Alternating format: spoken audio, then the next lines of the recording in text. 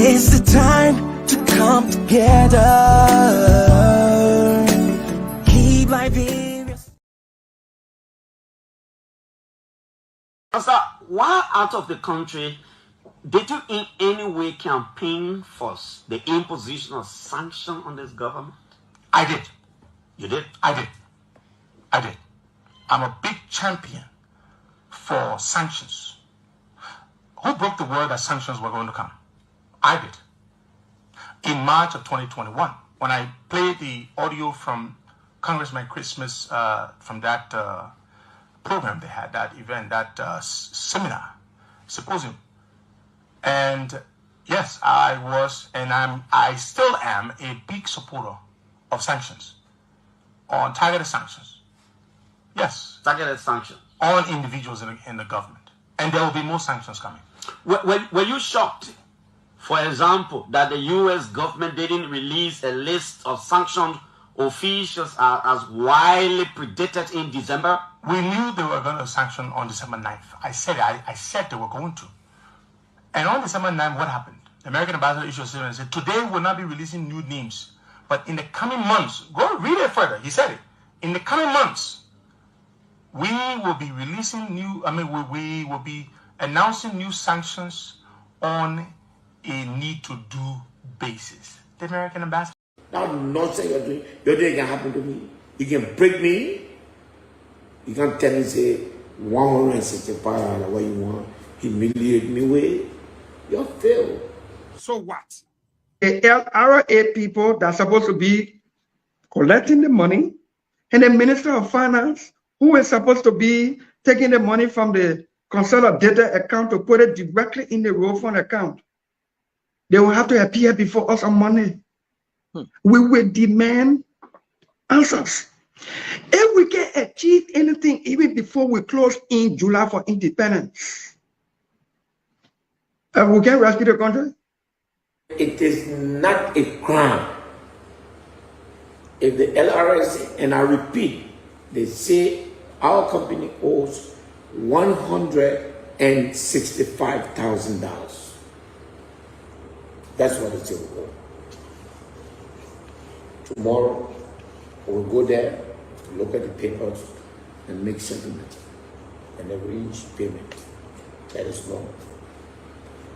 That's not a crime. But people... it's sad to say that I'm not a politician. I was brought on board by these people, and the people brought me because they wanted something. You understand? So what we're doing now...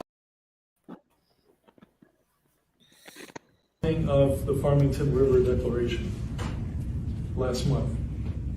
These signatories made a clear commitment to prevent violence, cooperate with law enforcement agencies, expand voter education, avoid inflammatory language and disinformation, and accept the official election results, among many other elements. My congratulations come, however, with a caveat. Going forward, I expect all parties to avoid a repeat of the nonsense that we saw 2 weeks ago with the interruption of church services. The political disruption was completely unacceptable. And to the political leaders, let us say this. If your signature means anything. To Liberia now, where tongues have been set wagging after the defendants in a high-stakes drug smuggling trial were acquitted following a trial. That's despite what many, including the government, believe is compelling evidence. The 4 men were charged with smuggling $100 million worth of cocaine into the country, making it one of the largest drug-related cases in Liberia's history.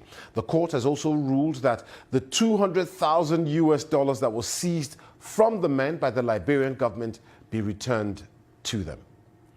Let's get more on this fascinating story now. I'm joined by Liberian journalist Rodney Sie. He's actually traveling in the United States at the moment and joins us from Tampa, Florida. Rodney, please give us some background into this story. Well, Peter, this is a very shocking time for Liberia.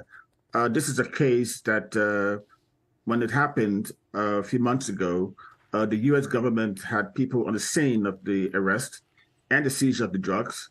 There were witnesses, there were recordings, there were video recordings, everything. And so yesterday, when the court came down with the verdict, the whole country went in uproar because this is very shocking to everybody. So how did the jury reach this verdict? Because I'm told that's an open secret in Liberia. Well, prior to the jury going into session, the judge instructed them that if the verdict was not guilty, that they will have to, the government will have to pay the money back to the drug suspects. And this was a sign of influencing the jury in the sense of the justice minister, who told me this morning that he was very, very shocked about the verdict, that he's sad about it. He's going to, in fact, make an appeal to the Supreme Court and have the guys rearrested. However, we just got word an hour ago that the minister told me that they cannot find the suspects anymore. So probably they have fled the country. Because, I mean, not all those suspects were Liberian citizens. I think only one of the 4 who appeared in court was a Liberian citizen. I mean, it's got Liberians talking. It's also got the government steaming mad. What are people saying? Well, people are shocked. I spoke to a lot of people this morning. I spoke to government officials who are very concerned that this could have a bad light on the country's image internationally. I spoke to some U.S. government officials in the embassy in Liberia who told me, frankly, that they will try to arrest these guys to leave the country. And now that they left the country, I think that you're going to see a lot of international pressure on the government. This case was handled properly. In previous U.S. State Department reports, we've seen attacks on the government image regarding the judicial system, that is not fair, that judges are being bribed, jurors are being bribed. So this is a case where it has a lot of international repercussions for the country. Indeed, you talk about international impact for Liberia. Liberia is surrounded by some fragile states like Guinea and Sierra Leone that have also been known as drug smuggling routes. What are the implications of this verdict on other countries? Well, what this says is that Liberia's judicial system is not good. It says that if this verdict goes the way it went in other countries, we're going to see a lot of drug smugglers using Africa, West Africa, as a transit point. And that's why it's important for Liberia to set examples for other countries to follow, because this was the biggest drug bust in the country's history. We're talking about $100 million worth of cocaine that was apprehended and people were arrested in the presence of international observers, in the presence of the U.S. embassy in the country. This is very, very shocking. It's very degrading for Liberia's image. Fascinating story indeed. Rodney Sie, the Liberian journalist who's actually speaking to us from Tampa, Florida in the United States. Thank you very much. Okay. Good morning, good afternoon. Welcome to the Diaspora Talk. We are here again. CEO, what's up, man? Chairman, what's up? Yeah, I'm good, my Gabriel. Good evening there from your end. Hope I'm audible enough. Yeah, you are. Yeah, just it seems like there's problem with the guest device because it is like the device not connected here. So you just tell him to go in and out one more. Oh, really? Okay. Please. I was trying to admit him in studio, but it's not going through because it seems like. So once again, I would like to say welcome This is the Diaspora Talk. Today is the 18th of June 2023, and we are just a few months from now to October, which is going to be the busiest month in Liberia political history. So I would like to say welcome to the Diaspora Talk, where we discuss issues of concern. So let's take a mini break. We'll be back as we try to onboard our panelists and guests. Legitimate financial institutions around the world. Corruption is a social danger because it feeds organized crime. It destroys nation states. It imperils opportunities, particularly for women and girls. It facilitates environmental degradation, contributes to human trafficking, and undermines whole communities. It destroys the future. Corruption is a radicalizer because it destroys faith in legitimate authority. It opens up a vacuum which allows the predators to move in. And no one knows that better than the violent extremist groups who regularly use corruption as a recruitment tool. Corruption is an opportunity destroyer because it discourages honest and accountable investment. It makes businesses more expensive to operate. It drives up the cost of public services for local taxpayers, and it turns a nation's entire budget into a feeding trough for the privileged few. And that is why it is imperative that the business community of the world starts to demand a different standard of behavior, that we deepen the fight against corruption, making it a first-order national security priority. Okay. Yes, welcome. Yeah, Gabriel, I'm seeing the screen being minimized. I don't know if you can enlarge it a little bit. Okay, yeah. Okay, yeah, good to go. Yeah, I just spoke with our guest, and he trying his best to see how well he can restart his phone and then join us. But today will be a wonderful day. We're going to have a wonderful discussion on here today. And let me just make it very clear to our audience, if you're just joining us, wherever you find yourself, I want to say good morning, I want to say good afternoon, and good evening to you all. Welcome to the Diaspora Talk, where we discuss issues concerning our country and the world at large. But today we will dive a little bit into the biblical issue because, trust me, we are here to discuss socially, religiously, and then also politically. So we be having a political, a religious discussion today. Our guest happens to be Prophet Key. So the best you can do for us is to share the broadcast to all of your group chat or pages. Invite your friends, let them be part of the wonderful discussion today. We're discussing key issues. The first thing on our list this morning, let me just abreast you guys about what we'll be talking about so that you can be able to adjust yourselves as we dive through the discussion. Okay, I think the prophet already showed fit. So yeah, there is a monitor playing in the back. If we can mute it, I don't know if from the prophet side or from the side giver. It's not from my side. Don't it? Okay, I think it's from prophet. Yeah, Prophet Key, we are seeing. Are you there with our prophet? Yeah, give me 5 minutes. Okay, because you can just mute your mic a little bit because there's sound coming in, please. No sound here. I think maybe I know that Eric coming from no sound here. The whole place quiet. Okay. Even my daughter is not here. Yeah, we're hearing a device playing, so I don't know. Gabriel, can you check your monitor around you there? Yeah, because I'm talking, I'm hearing myself. That's why I have one. Let me see. Let me mute myself and see. Okay, it's better. No, the sound is still there, so I don't know where that sound is coming from, but we will try to adjust that sound. Yeah, as I'm talking, it's coming up. Really. As I'm talking, it keep coming up.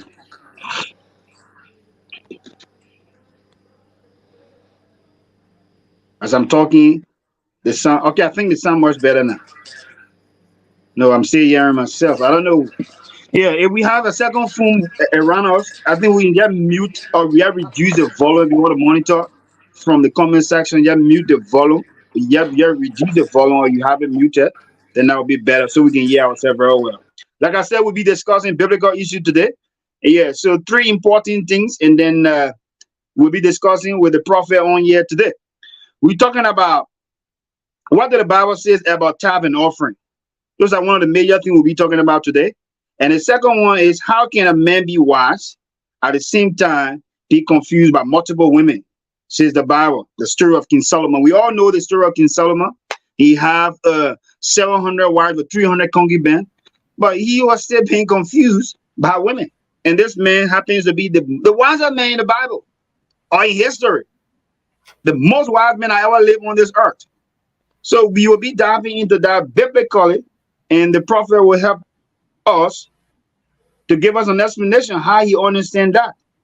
And then lastly, we will be looking at what does the Bible say about politics and government. We want to know what the Bible says about that, politics or a government. So these are 3 major things we'll be discussing today with our guest, Prophet Key. Like I said, just share the broadcast, and then let's have this wonderful discussion. So Gabriel, over to you. What are your thoughts for today? What's exactly on your mind as we dive into this religious discussion today? Okay, thank you so much. Firstly, I would like to welcome Prophet Key again to the Diaspora Talk. This is almost like a second home for him because he has been here. I think this should be his 4th appearance. So I would like to say welcome, Prophet Key, and I hope it's going to be a very, very, engrossing and a promising discussion. But let me not lie, I'm not really religiously inclined, even though I'm a Christian. I read the Bible and I believe in God, but I'm not really that religious. I'm not that fire, that prayer warrior. I mean, that man who's always like Jesus, Jesus, Jesus. So I'm not really deep into the Bible. So almost like it's going to be like a learning point, and where I have some confusion through the explanation, I'll be asking questions for clarity. Thank you so much. But you see, my man, it baffles me too, and this is one of the things that we Christians do. I think that is a big fault on our part, because going to church and you say so what makes you to be a Christian when you don't know the Bible or you don't understand the Bible very well? Then how do you believe that you're a Christian, or you know that you're a Christian? So I mean, it's kind of somehow, yeah. How can you be a Christian when you do not know the Bible or you do not understand the Bible very well? And remember, the Bible says in the end time there will be a lot of false prophets. There'll be a lot of things going on. So how will you know the difference from the false prophet or to the real one? How will you know the difference from a real church to the false one when you do not understand the Bible to a certain extent? Even though the Bible have a lot of books, you cannot understand 100%, but at least you should be able to know God for yourself. Because believing in something and knowing something is two different things. People believe in God and people know God. So you are a Christian is a very fine thing. But what makes you to be a Christian, Gabriel? Well, the first Let thing me that warm made it up me, in the meantime as we are with the prophet to join the conversation. The first thing that made me to be a Christian is to believe that Jesus died on the cross for my sin. And I mean, it's to believe that there's God.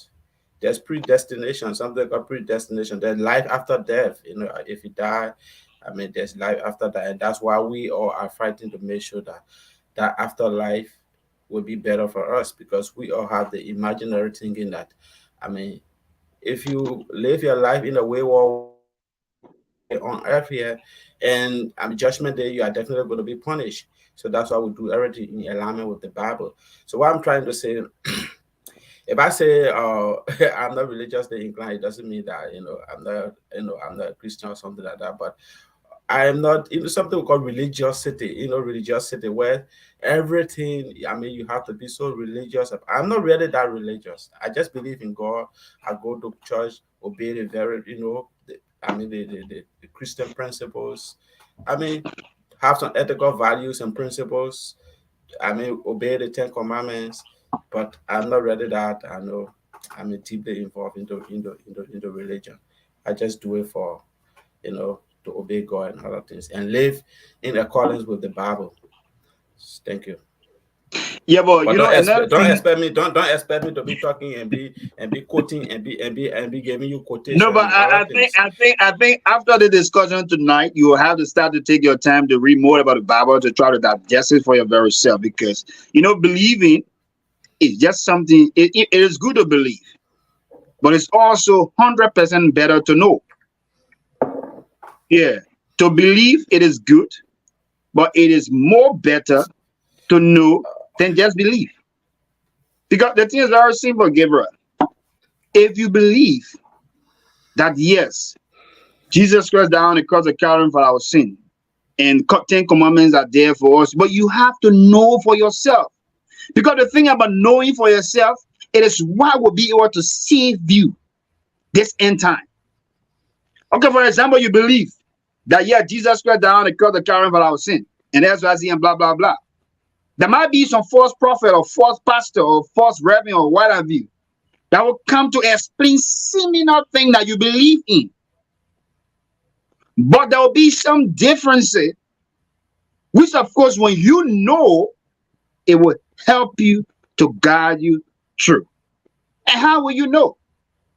You can get to know by reading the Word of God, understanding it very well from a different standpoint. That is one of the great weakness I've seen from we Christians. A very great weakness from us all. We Christians, we only recognize the Bible on Sunday morning. The moment we go to church and then service finished, we come home, that Bible is being placed to a specific place that will not touch it again the following Sunday. Even with all of the things that the pastor preached on during the service, we write all of those scriptures down and whatever, we come back home.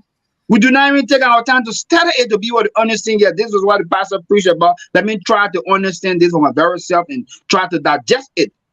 But we don't do it. That's our weakness. And that's one of the major faults that I see with we Christians these days. If we do not get ourselves more involved in the reading the Word of God, we will not know God for ourselves. We want to believe, but we need to know Him for ourselves. Because when you know God for yourself, my brother, it will be difficult for anybody to manipulate your mind, to tell you that this thing happened this way or this is the right way. You know, right now, Gabriel, there are a lot of churches, right? There are a lot of churches. There are a lot. They have the Pentecostal, they have the Methodist, the Baptist, they have the Catholic. Even there are more different denominations that coming. They get the Never Die Church. They get, it are just so much. Even this country that we live in, Gabriel, they got different churches, different worship, different belief, and what have you. And they all teach the Bible. They all quote scriptures from the Bible. But how will you know which way is the right way for you to go? So if you take your time to read, then you will definitely get to understand, yes, this thing worked this way and this thing worked the other way. So we are still waiting on our guest to get himself well connected. Prophet Key, if you are ready, just let us know. Prophet Key, if you are set, just let us know. Yeah, so we can. So, Gabriel, while we stay with our prophet, yeah, Prophet Key, we cannot hear you. We're not seeing you. I'm seeing Prophet Key in the comment section saying he's ready. Prophet, we are not seeing you and we are not hearing you. Is that Prophet Key? Is everything okay, Gabriel? Everything is okay. I mean, he's admitted in the studio already, so we just need to. Yeah, in the comment section, that's in Gonganu. Yeah, we are not hearing you, Prophet Key, and we're not seeing you. So I don't know. So, how are you right? Let's just take a break and you try to call him directly. Yeah. Okay, then. Let's do that. Okay. Because I want nobody to tell me the same. I've seen for myself.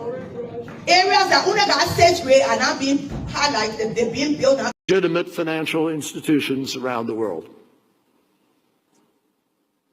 Corruption is a social danger because it feeds organized crime. It destroys nation states. It imperils opportunities, particularly for women and girls. It facilitates environmental degradation, contributes to human trafficking, and undermines whole communities. It destroys the future. Corruption is a radicalizer. because it destroys faith in legitimate authority. It opens up a vacuum which allows the predators to move in. And no one knows that better than the violent extremist groups who regularly use corruption as a recruitment tool. Corruption is an opportunity destroyer because it discourages honest and accountable investment. It makes businesses more expensive to operate. It drives up the cost of public services for local taxpayers, and it turns a nation's entire budget into a feeding trough for the privileged. Okay, welcome back. I think Prophet Key is already in the studio. Okay. Okay, I think the prophet is here. He said and he's ready for us to start the discussion. So, Prophet Key, good morning. Good afternoon there. Yeah, I think it's in the afternoon in Morocco. Welcome to the Diaspora Talk. This is your home. You've been here numbers of times to discuss issues of our country. So we firstly want to get a salutational message from you to the people that are watching, the audience. Yeah, what's your greetings message to them? Yahweh Zuo, my Abi, Yahweh Zuo. Ladies and gentlemen, boys and girls, welcome to the Diaspora Talk. You guys are highly welcome with the prophet to listen to the word of God, to know and see the other side of prophet. Because other people only know my political side, but they don't know that I'm a religious monk, the man that knows the Bible part, the pastor, the man that knows the Quran part, the imam, the man that understands Judaism more than the rabbis. So it's good to be on here, and it feels good to be here. And thank you very much for having me on the Diaspora Show. Thank you. Okay, thank you so much, dear prophet, for that wonderful salutational message to the audience and your follower. So let's begin a conversation like this. The first thing we have on our list this morning, what the Bible says about tithe and offering. You being a religious man, a man who created his own religion, can you please explain to us in details what the Bible says about offering and tithe? Thank you. Offering and tithe. Yeah. First thing first, it's always good to know the definitions of words. Okay? It's always good to know the definition of words. When you know the definition of words, then you know how to partake and how to use it. First thing, when we say tithe, we are talking about the 10% of your income. Okay? All of your income, the 10% of your income is what we call tithe. Offering is a gift that you give to God. But the one that is more important is the tithe.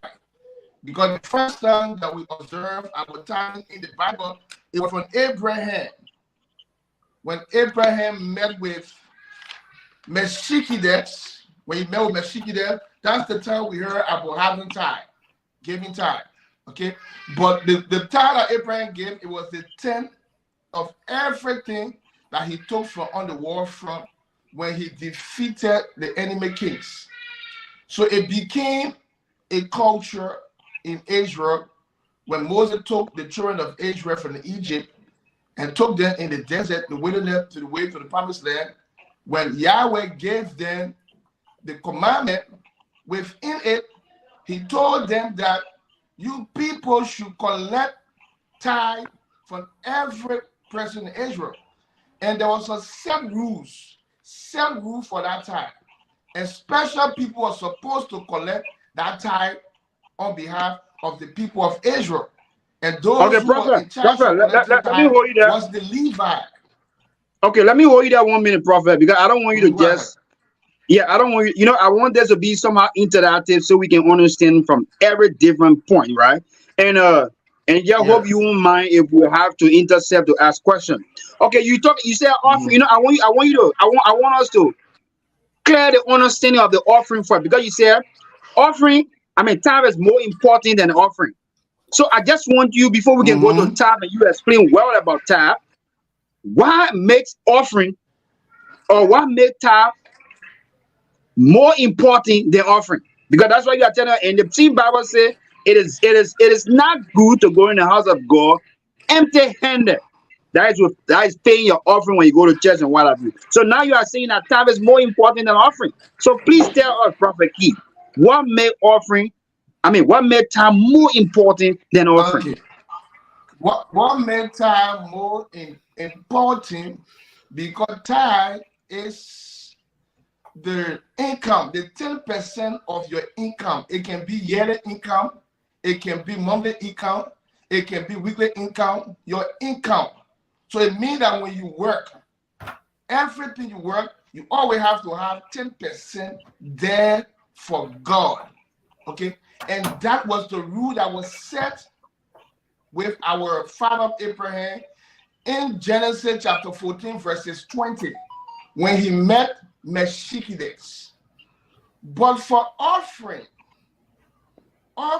is a gift. It's a desire to give a gift. You want to give somebody a gift. So if you don't have a gift, you're not compulsory to give a gift. But it's a compulsory to give a tithe, because in Israel, everybody was a working people. So everybody was forced to give a tithe. And now you get society where people are not working. People, they don't work. Other people don't have job. But in Israel, everybody had job. Okay? So everybody was forced to bring their tithe. Their tithe.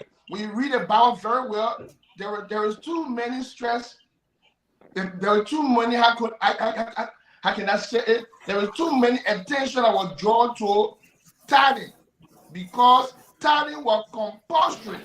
It was forced to give a tithe, because every sons of Israel, every woman of Israel, they were working people, and they were not people who didn't have jobs. So you're forced to bring up what you earn from your fee, from your farm, from your cattle, so forth. You're forced to bring your tithing. But for offering, now we have freeway offering, peace offering, we have different offerings. So the offering, the word offering, it means gift. You cannot get a gift if you don't have, and you're not forced to give a gift. So I want to make it different. But tithe is compulsory. You're forced to give a tithe. Okay, thank you on that. I think there's a clarity on knowing the difference between tithe and offering. So before I ask my second question, let me go to our panelists on here, so I think they can ask a question about tithing and offering. So Gabriel, let's go to you, Gabriel. You just heard the prophet try to give us the difference between tithe and offering. What's your question to him, or statement, or maybe you want to make a comment? Yes. Once again, welcome, Prophet Key. Welcome to the Diaspora Talk. So, yeah, and again, happy Father's Day to all of us here. So, Prophet Key, I have listened to you over the time, and sometimes I heard that. I mean, you say you have created your own religion, and I know religion. Each religion has its own divine rules, principles, guidelines that are governed by. That we Christians mostly we refer to the 10 Commandments and something like that. Those are, commandments sometimes govern our activities as Christians. So I just want to know, I mean, what are some of the principal rules and regulations governing your religion, and what are the similarities between your religion and Christianity, and this similarity as well? Similarity between the Christian and myself, we all believe in the God called Yahweh. We all believe in the God called Yahweh. And my religion, like Islam have a book called Quran, and the Christian have a book called Bible. But my religion does not have book, because society change every day. Most of the things we see in the Bible today, when we want to go into it, it cannot be supported in our society. So for my religion, our conscience is our book. Because even it's written in the Bible, in the book of Jeremiah, chapter 31, verse 31, downward, that I will put my law in your heart. Okay, I will put my law in your heart and will be your Lord. Okay, so the book of my religion is in my heart. That means to say it's my conscience. Everything I do is based upon my conscience. Without Bible, you know that it's not good to have sex with your mother. You know that one. Bible don't have to tell you say you should not have sex with your mother. You know that it's not good to have sex with your mother. Without Bible, you know that it's not good to kill another man. So you don't need Bible to tell you say it's not good to kill another man. So my relations and both it's not physical, but it's moral, it's also my conscience. Okay. Thank you so much. Okay, so Gabriel, we will come back. Let's start off first with one question each, because we have to make it very interactive. Let's go over to you, Emmanuel. You heard the prophet, and then he tried to make it also understand the difference between tithe and offering. You have a question, you have a statement or comment to make? The floor is yours. Emmanuel, are you there? Emmanuel? Yeah. Go ahead. Yeah, so welcome, Prophet Key. Welcome once again. And I would like to use the time to thank you for having coming. me. Yeah. Yeah, so you talk about tithe and offering, and you elaborate very well. Thank you for that. And but there is something that have to do with the Ten Commandments. We all know that the Ten Commandments, whatever that was written in the Ten Commandments from the days of Abraham, Jesus, and what have you, all of the prophets, the identical thing that the Ten Commandments say, thou shalt not do, people are still doing it right now. So for your religion, what have your religion done to tackle some of those things that is in the Ten Commandments? And you have to be specific. What are those things?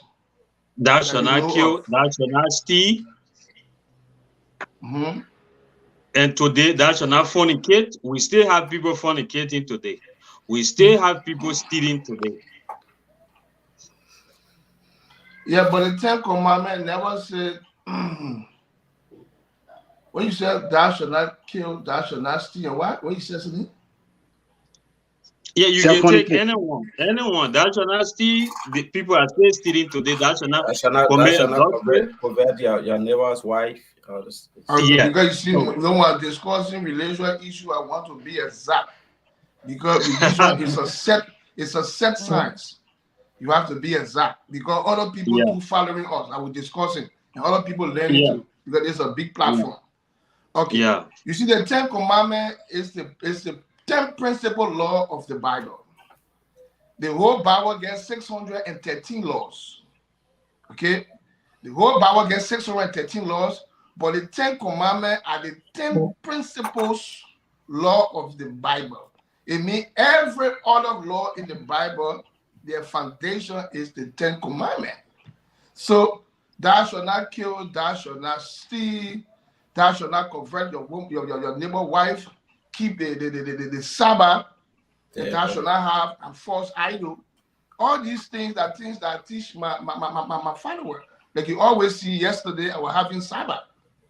The Sabbath, even though it's in the Ten Commandments, but I'm not keeping the Sabbath because the Ten Commandments says it. Okay? Because the Sabbath is older than the Bible. Keeping the Sabbath is older than the Bible because the Sabbath was established in Mesopotamia by the Celtic who became the Sumerian in 3500 BC. And the Bible that you get now, it was written in 10 BCE. So keeping more profit when keeping the Sabbath is because of the Bible said. It's not because the Bible said. It's because it's a historical fact. It's a ancient facts that we have to have a time to observe things that concern God. So in my religion, for example, I always tell people that if you kill a killer, who are you, by the way? You are a killer. If someone kills, and you kill him, you are a killer. So I don't support killing people, because for me, I always tell people that living on this earth, we are all in transit. We are on vacation. We have to give one another chance to live, because nobody wants to die. So I speak highly against killing people. Okay, I speak highly against adultery act. Anything that the Ten Commandments speak against, I speak against them as well. And I teach my people not to do those things, because they are all normal things. Because the things in the Ten Commandments, when you follow it, you can live anywhere. Because nobody will want you to love to the woman. Nobody want to do that. And the Ten Commandments says you should not do it. The Ten Commandments says you should not convert what is your neighbor. It means that putting your eyes on people's things. When you go to your friend's house, anything you see one day, your eyes on people's property. So when you follow the Ten Commandments and you apply in your life, it will make you a good person. Thank you. And that's the Thank you, 10 Prophet. principal laws of the Bible. Thank you. Thank you, Prophet. Thank you. Oh, so I just want to start the second. T-Max, welcome to the show. Our new CEO. Welcome, my brother. We have Prophet on here tonight. So Prophet Key, let me ask this question, then I will go over to T-Max, who just joined in to ask his question. You talk about tithe and offering, and you make us to understand the difference between tithe and offering. But then now my question to you, tithe is meant for whom? Or what is the tithe meant for? We have to take 10% from what we earn to give it back to God. Can you please tell the public? But let me call you back, because I'm on a show now. On a show, on Diaspora show. I will call you back, please. Okay, thank you. Yeah, go ahead. Yeah, Prophet, next time you play me, I will beg you, Chief. People give me that. Okay, Prophet Key, there's a question right that I asked. You said the Bible says that tithe is 10% of what we earn. So what is the importance of our taking that 10% to give it back to God? Who that money is meant for? It is for God, or what the purpose of that money, that 10%? What our money, or what our produce from our farm, or cattle, or what I do? Please explain to all the details. Okay, biblically, the tithe is not for God. You can find that in the book of Numbers chapter 18, verses 21 to 24, and Numbers chapter 18, verses 26. You will know that the tithe is not for God. And when you even read Malachi chapter 3, verses 10, they say, bring your tithe in the house so there can be food in the house. Okay? Bring your tithe to the house of God so there can be food there for the people who there. So the logic here, I'm not here to fool anybody. I'm not here to sound like your normal Christian pastor. I'm here to say the truth according to the letters. The tithe is not for God. The tithe is for those who are doing the work of God. The tithe is for those who are doing the work of God. Things that often go to God was the offering, because most often the offering, it was a burnt offering where the people burn it to God. Okay, but for the tithe, often the tithe, according to and Numbers, they tell us that the tithe was for the Levites, because Israel had a set government. Okay, everything Israel was set, everybody has their job to do. So the Levite was the religious leaders in Israel. So the Levite, according to the scripture, they're not supposed to own any property or any land. Their job is to cater to the work of God in the temple and take care of the people when they come for pilgrimage, when they come to the temple. So their job was to take care of the temple and the things of God. So the tithe was there for them to use to take care of themselves. So the tithe was for the Levite, but not for God. It was for the Levite, those who were doing the work of God. The Levite. Okay, so Prophet, let me hold you there right there. When you say Levi, some people may still not understand. So according to this dispensation we are in, just make it very clear. Who are the Levi now these days? Because the Levi, it does not exist now in our society, right? Because it is a biblical reference. So who are the Levi now? Now the Levites are still alive, but they have not resumed their Levitic job, because there's a tribe in South Africa and Zimbabwe that is known to be the Liban tribe. They have proof time and time that they are the Levites, and they tried with the Act of Covenant from Israel. When Israel fought in 70 AD, they traveled from Israel to Yemen, and from Yemen they came down south, and they keep most of the Levitic culture, and they are in South Africa and in Zimbabwe. But anything that get to do with black people, like Tupac said, the war is the white man war. They don't take it serious. But the Levites are here, but they have not resumed their job. But the Levites are here. And the Levi function is perpetual. Perpetual is everything that is everlasting. Everybody have their job to do. You cannot overlap your function. So if you are not a Levi, you have no duty in collecting tithe and offering from anyone. You are just a criminal. Simple as that. Okay, we'll come out to that. Let's go to T-Max. T-Max, are you with us? Okay, T-Max is not there, so let's do another round. Give her over to you, then we're gonna black. Then we go to our next topic. Give her. Yeah.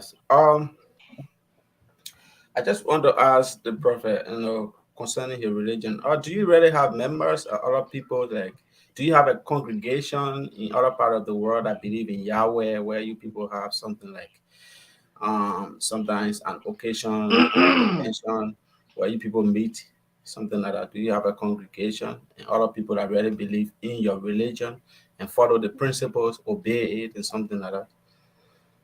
Yeah, but you said you have people that believe in Yahweh. Even you have said that believe in Yahweh.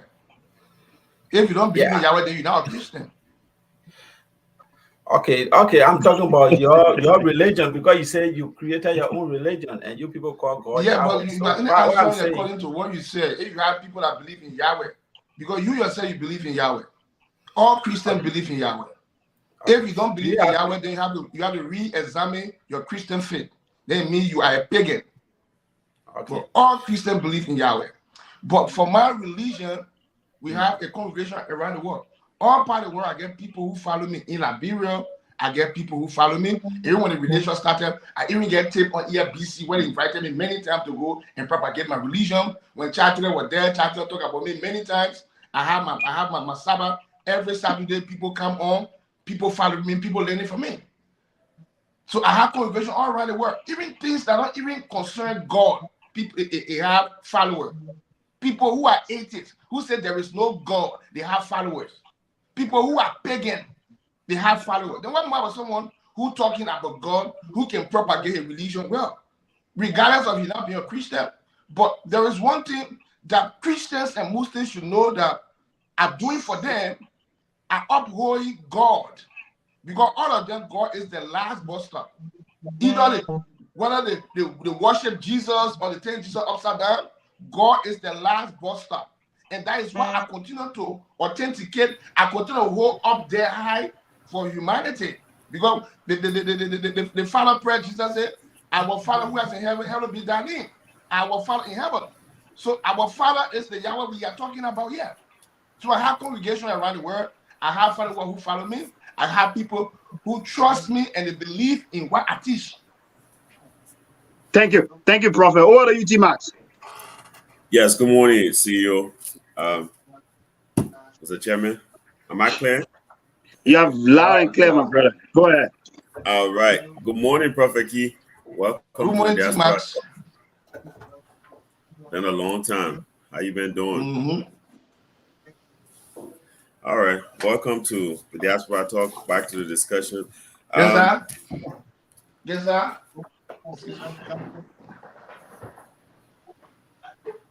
Go ahead. All right. Charlie. Let me. Yes, sir. Yeah. T-Max, think just hold on a little bit while we get our guests back.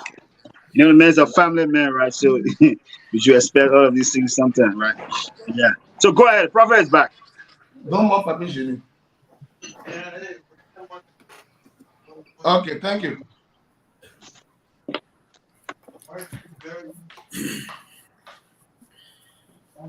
Go ahead, Timas. Yeah, Yes, Timas, listen to you. Go ahead. Okay, thank you. So we are discussing the issue of tithe and offering this morning.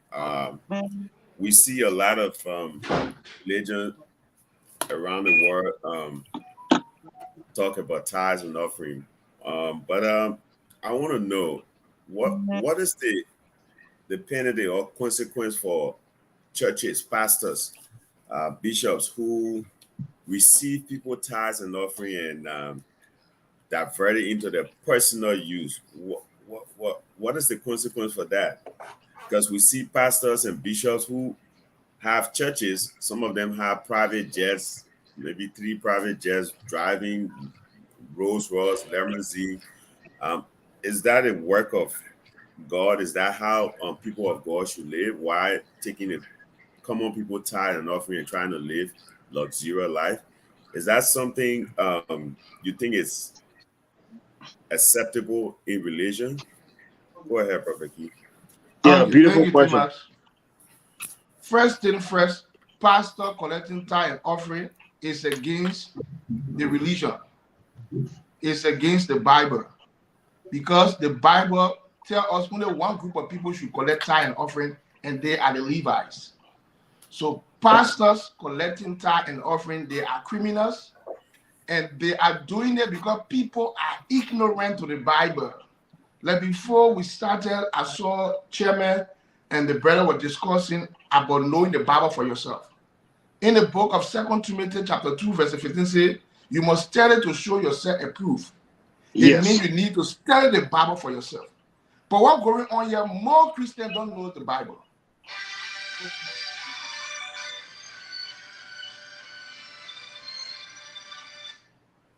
Hello. Hello. Brother Key, can please mute yourself before we listen to your personal conversation. Yeah, but I have to tell the people say I'm on here. Even though my personal conversation, but I know getting information that I'm on. Because most of them know I'm on. I have to respect them too. Tell you on. Personal security. What thing personal about that? I'm a personal man. Before we hear the prophet for your privacy. Yeah, but this is not privacy. But somebody calling me, I'm just calling off. That's not respect. If you can do it, I don't do it. I have to make the point to know that I'm having something here. I can't just call it off. Can't do that. Hello, chat. Yeah, listen, now I'm on an interview. Okay, I will call you back. Thank you. Now, I see a lot of people can behave. Now, the dear girl are wrong. Oh, you'll be respected. But for you, I'm not showing your way because I on interview. But don't do that. No, Prophet. That's not what he meant. What he was simply saying, you could just mute your mic and then you have the conversation and then we continue. For your privacy. Yeah, that's just it. It's not about. I mean, we just jump on the phone and just start something personal. But anyway, go ahead. Timas, your question was very clear. And the Prophet, can you respond to Timas' question? Yeah, like I said, people, Tima, who collecting tithe and offering, they are criminals. It goes against the Bible because they're not in the position to collect tithe and offering. Tithe and offering belong to the Levites. And most of the Christians don't know the Bible. They don't know the Bible. If they know the Bible like I know the Bible, and I'm a Christian, they will not collect 1 cent from me. 1 cent, they will not get it. I will just go stay in the church, people finish preaching, I go out. But 5 cents, they will not collect from me because it's not their job to collect tithe and offering. And one thing they should know, to be a Christian, it means to be like a Christ, like Christ's life. It means you be like Jesus. Let them show me where in the Bible Jesus collecting tithe and offering. Let them show it to me. Because you have to be like Jesus. So most of them, they are worse than the Pharisees and the Sadducees. They are worse than the Hachimonkwale, the teacher of the law. They are criminals. Because everything in the Bible is set. Don't forget, the Bible is set more than a government. Any institution that has rules, the Bible has set of rules. Do this, don't do this, do that. But most of them, they let the Bible be fun. People are because most of them, they only use it as a means to survive. Because everybody know that there is a creator somewhere. Whether the creator is a woman or a man, whether the creator is unseen, the creator look at us, but the fact of the matter, we look at the universe and we are creation. So long we are creation, there got to be a creator. So people are just taking that advantage of people to just be stealing. But the fact of the matter here is that collecting tithe and offering as a pastor, it goes against the Bible because you are not a believer, you are a criminal. Thank you. Thank you, Prophet. Good morning there, Christina. I will come over to you right away. But Prophet Key, I want to buttress the question that Timas asked quickly. You just mentioned saying that Jesus did not collect tithe and offering. I mean, tithe in the Bible, right? But then my question will go to you. What kind of phone was Julius Iscariot collecting? Because he was the one that betrayed Jesus. And we heard that this Julius Iscariot man was the one that was keeping the fund for the activities. So what kind of money was Julius Iscariot keeping? What kind of money was he collecting? So if someone keep money for, I don't want to go there with you because you have to bring the verse also can analyze it. But when I'm telling you, show me the verse. So we will just talk it away. Would that make sense? In common sense, okay? So if someone keeping phone for somebody, does it mean that automatically that tithe and offering? Because there is nowhere in the Bible that Jesus collected tithe and offering. So if Julius Iscariot was keeping money for them, it just means it was the money of activity that they had because they were fishermen among them. And when they go to places, people give Jesus and free things. Like that, they gave Jesus gifts. When they get them food, they get other things. Like even when they met, they had you come in, they went to and Zacchaeus, the short man, he gave them food to eat. Jesus sat with Zacchaeus, Jesus eat. Okay, maybe when Jesus was walking out, Zacchaeus will take the one for yourself. Okay, that should be the kind of fun they had. But relationally collecting, because it's mandated in the Bible to collect tithe. And the verses are there. But there are particular people that are supposed to collect it. It's just like this, your platform. You guys are panelists. So you just go get somebody with them panelists to be controlling the show. Does that work? No, so when we see different person here who is not part of the Diaspora show, we will ask questions. Who are these? Thank you. Thank you, Prophet. Over to you, Christina. So we'll conclude on this tithe and offering, then we will go to the next discussion. Go ahead, Christina. I actually want to default with the prophet this morning on the issue of the tithe. Can you speak louder, please? I actually want to default with the prophet this morning when it comes to tithe and offering. That tithe I'm not hearing you. Yeah, Christina, you say he's not hearing you. Can you just speak louder? Yeah, please. Hello? Go ahead. Just I think it's better now. put some energy in the voice. I said I default with the prophet this morning when it comes to tithe and offering payment. When he stated that tithe and offering should be paid by only the Levites and not by us. No, he said receive, not pay by Levi. I said to be paid, receive, collected. Yeah. Go ahead. So because the Levites are not here today, so we shouldn't pay tithe and offerings. Tithe and offerings that are being paid is being corruption by the leadership of the church. For Leviticus 27 verse 30 spoke about tithe and offering. And it reads, a tithe of everything from your land, whether grains from your soil or your fruits from your tree, belongs to the Lord. It is holy to the Lord. These gifts were a reminder that everything belongs to God, and a portion was given back to God to take him to what they have received. It didn't go to a specific person. And my question has to do with if tithe and offerings are not paid today, how will the rent of the church be paid? How will the pastors, because the Bible says, what a man teach and preaches, so shall he live by. So why would the pastors and pastors' positions are full-time calling? Why would these people live by? If tithe and offering should not be paid because the Levites are not here today. Thank you. Okay. Thank you. Prophet, I think you got a question. Let me debunk you. Because you just read Leviticus, you don't know the Bible. Everything in the Bible is set. You just read, give your tithe, your portion. Who are you giving it to? You chucking in the street? Let me tell you who you're supposed to give it to. Open with me. Let's give me a chance. Give me a chance. I need to talk. Give me a chance. Let me talk. I need to talk. Let he respond. And if you still want to counter, Even though if you still want to counter and respond, give me a chance. Let me talk. yeah, Okay, we'll give you the let's time. go to Numbers chapter 18. So I read the Bible. Yeah, Christina, hold on 1 minute, please. Let the prophet respond. If you want to counter, respond to him, I will give you the time. Go ahead, prophet. You don't even know the Bible. Read the Bible, know the Bible. I deeper with you 100%. I know the Bible. Yeah, no Christina, can you please hold on? Let me teach you. Let me teach you. Christina, can you please hold on? Let the prophet respond. You'll be a full of the time. You'll be a full of the time also. Go ahead. Let me teach you.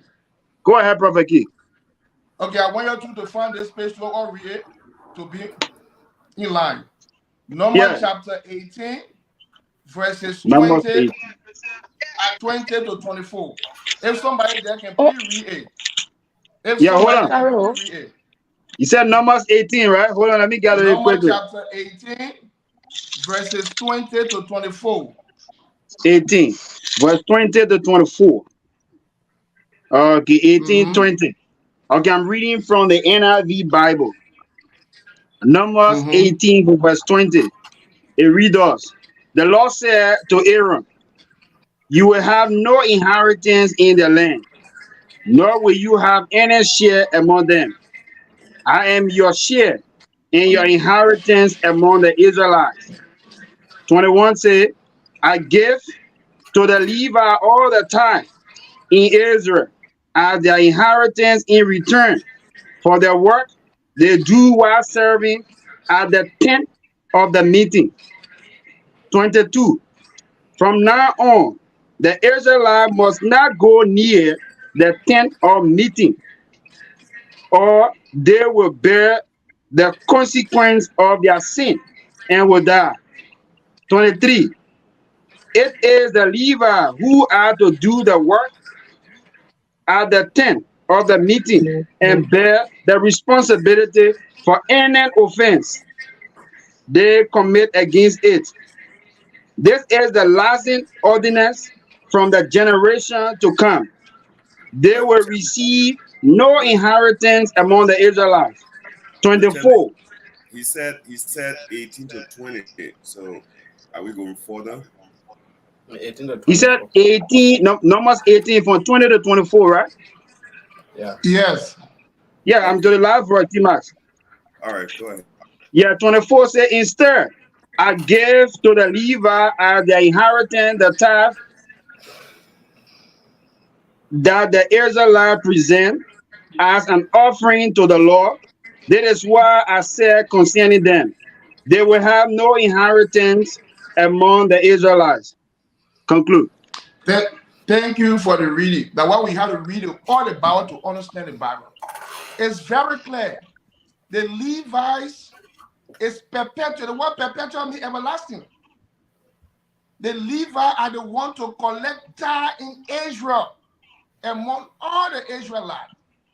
And they themselves, they're not supposed to own any property because there's a rule in it. You're not supposed to go buy a house, your pastor buy a house, and my house here, your pastor do all the things and go against the Bible. Because a Levite not supposed to own no inheritance in Israel. Nothing at all. Only the temple that where he dwells, and the tithe belongs to them. Now I'm saying that I read the Bible. The Bible said the tithe belongs to them. Not to no one in Israel, but to them. So people that play the role of those people collecting tithe and offering, they are criminals. And let it be established today, they are criminals. The scripture is here. Okay, I think that's clear, Prophet. I think that's clear, and it is very good that we take our time to also read and understand and digest the Bible very soon. So, Christina, hold on 1 minute, Christina, I will give you 1 minute to make a comment, and then we'll move on. Go ahead, Christina. Go ahead. If you go to the Bible, you read Matthew 15, verse 8 to 9, it will tell you about tithing. Matthew is the New Testament. It will tell you about tithing. And other scriptures in the Bible will tell you about tithing. The Levites are the head of the church, are the head of the synagogues those days. The Levites are not here today. It comes down to generational change. The prophets and the pastors are here today. So are we saying that because they are not called Levites, so they are not charged with the responsibility to collect tithe and offerings as well? Okay, I think that was a point. You want to respond, Prophet Key? Because we want to move on. You want to respond? How can a Bassa man be Levi? How can a Yoruba man be Levi? Levi are special people from special tribe. Even in Israel, everybody cannot be a king. Only people from Judah can be a king. So everything was set. The Bible is the most organized book. But because people don't know it, they ignorant, they take it out of proportion. So long there is no Levi. You ever see Jehovah's Witness collecting tithe and offering in the church before? In my church, we don't collect tithe and offering, but we pay it willingly at the box. No, if you pay it willingly as a tithe and offering, then you left with your conscience to pay tithe and offering.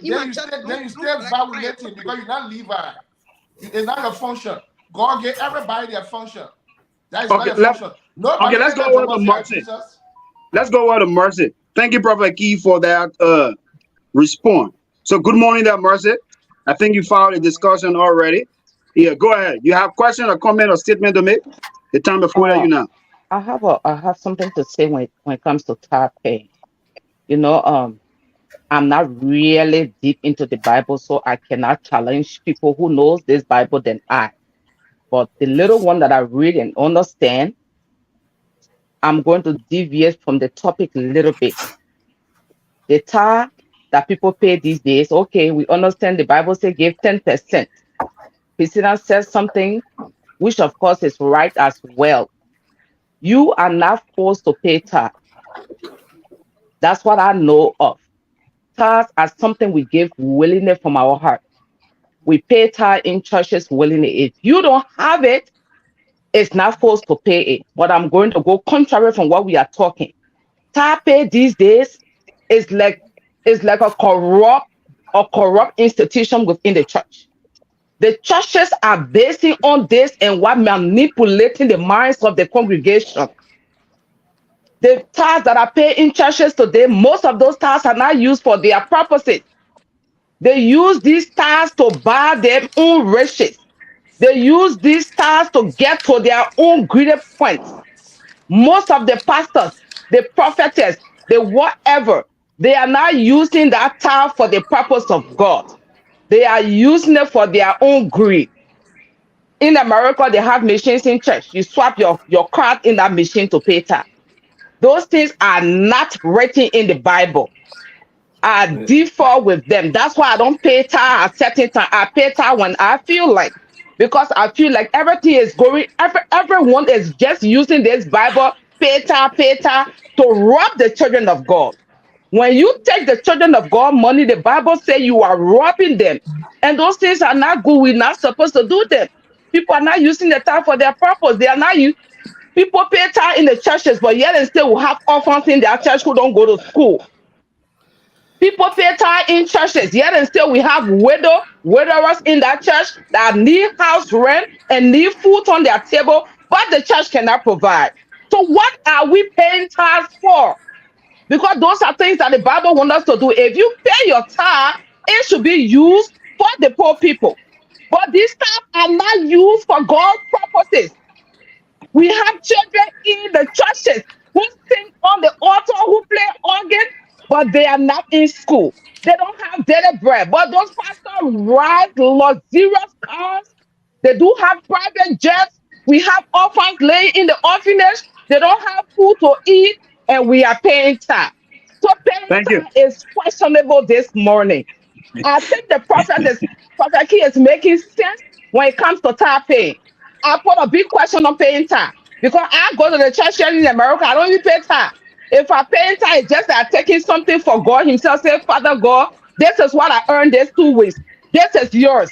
That's why I gave to God. But paying tithe these days is questionable. We need to be careful when we are elaborating on paying tithe. And Chairman, excuse me, Thank you, I really Martin. want to buttress the lady. Okay, go ahead, Prophet. Her Go said ahead. she stayed on that thing long time. So that means so how we going to pay our money? Because I talk about Levi collecting the tithe and offering to Levi and not yet. But Jesus gave her another way how we supposed to have Who's paying at me? Okay. Let me pay Prophet Key. Yeah. Jesus told her about English. Jesus told her about having treasure in heaven for ourselves. And how can we have the treasure in heaven for ourselves? When you read Matthew chapter 6:19, Jesus said, do not store your treasure on earth, where thieves will break in and they will steal them. That's what Jesus said. Then they said, but store your treasure in heaven. So you might ask yourself, how am I going to store my treasure in heaven? Where am I going to throw my money in the air before they reach to heaven? How am I going to store it? Then Jesus showed us how we're supposed to store our treasure in heaven. I want you to read for me Matthew 19:21. Please. Can somebody get a Bible and read? Because I don't want to be like. 19:21. Can somebody get a Bible and read? Somebody that over there begging got to this on it, man. Everybody should get a Bible. I come in. Matthew what? Thank you, Marcy. Matthew 19:21. But I want you to start reading from 16 to 21 so you can understand how the conversation started between Jesus and the man, and Jesus told us how we supposed to store our treasure in heaven. Because Jesus knew that they were thieves. They were coming to steal. Get that scripture quickly. So you can read. They said Jesus answered, if you want to be perfect, go sell your possessions and give to the Lord, and you will have treasure in heaven. Then come, follow me. To my understanding, Prophet, let me come in a little bit. What I just read. No, but it doesn't say to the law. Jesus answered, if you want to be perfect, go and sell your position and give it to the poor. Yes. And you will have treasure in heaven. Sure. Come and follow me. But I just stated it, Prophet. I just said it when I was talking. The churches don't give to the poor. We don't give to the poor. Jesus said you must give to the poor. Give to the, because the rich man, if we start from verse 16, the rich man came to challenge Jesus. Okay, read that. They said, now a man came to Jesus and asked, teacher, what good things must I do to get eternal life? The conversation between them. To get eternal life. Why do you ask me about what is good? Jesus replied, there is only one who is good. If you want to get eternal life, obey the commandments. Then the man asked Jesus, which one? Which one? The man inquired. Jesus replied, do not murder, do not commit adultery, do not steal, do not give false testimony, honor your father and your mother, and love your neighbor as yourself. All these I have kept. The message Jesus unto all the one. The young man said, what do I still lack? He told Jesus, because all the ones I should not care, I should not do all. What do I still lack? Jesus answered 19:21. If you want to be perfect, go and sell your position and give it to the poor, and you will have treasure in heaven. So Jesus told us in Matthew chapter 6:19, we should not store treasure on earth, because those guys, they are thieves, they are rogue, they will put their mind on our money. We should store treasure in heaven. So now Jesus here now make us understand what he means by storing treasure in heaven. Gave to the poor. Period. That's all. Gave to the poor. Instead of giving to the men who live depending on your money, give to the poor. Thank you, Prophet. Thank you. So, gentlemen, we will go into our second topic quickly, and then we will read out a few comments and open the line to our audience to participate with the Prophet and ask questions. So let's go to the second topic, and we give everybody time to ask one question each. Yeah, please bear with us. So, Prophet, the second one is this, right? The Bible talk about one of the wisest men that ever lived on planet Earth. That was King Solomon, who has 700 wives and 300 concubines. A wise man, but still being confused by a woman. Still being confused by women. So how can a man be wise? According to the Bible, that's the story in the Bible. How can a man be wise and you say woman confuse you? What is that? Yeah, but the key is, I want you to elaborate a little bit on that about Solomon being so wise and at the same time confused by women. Okay. The fact of the matter, Solomon is not God. Solomon not man. And to err is human. Anybody can make a mistake. But when you really read where it says Solomon was the wiser man, they always compare him with the kings of the earth. He was wiser when you see in the book of 1 Kings chapter 4 verse 30. He was wiser than all the kings of the earth. They talk about Solomon was wiser than the people of the east. When you read 1 Kings chapter 10 verses 23, he was wiser than all the people of the east, than all the people in Egypt. But I never say he was wiser than the people in Dubai, the people in West Africa, or the people in the Western Hemisphere, or the people in the northern part of the world. So when you look at it very carefully, you will understand that they were comparing Solomon's wisdom with the people of his time and the people of the environment. If you read it very well, and they call names of people who were wise at that time. So if you are not in that cycle, they will not know why you are wiser than Solomon or Solomon wiser than you. But in so doing, Solomon erred in the end, and he will led astray. When you read in 1 Kings chapter 11, read it from start to end, Solomon led astray by the foreign women he married. So he started wise and ended up being stupid. Okay? Because first thing first, you always know the source of your intelligence, the source of your income, the source of Solomon's intelligence being wise, it was from God. So when you slide away from God, automatically you're out of touch. So Solomon slid away from God because of the different foreign women that he married that came with their culture into Israel. He married the wife of the daughter of Pharaoh. He married the daughter of the king of Tyre. He married all these different people, and these people were pagans, and they came with their culture.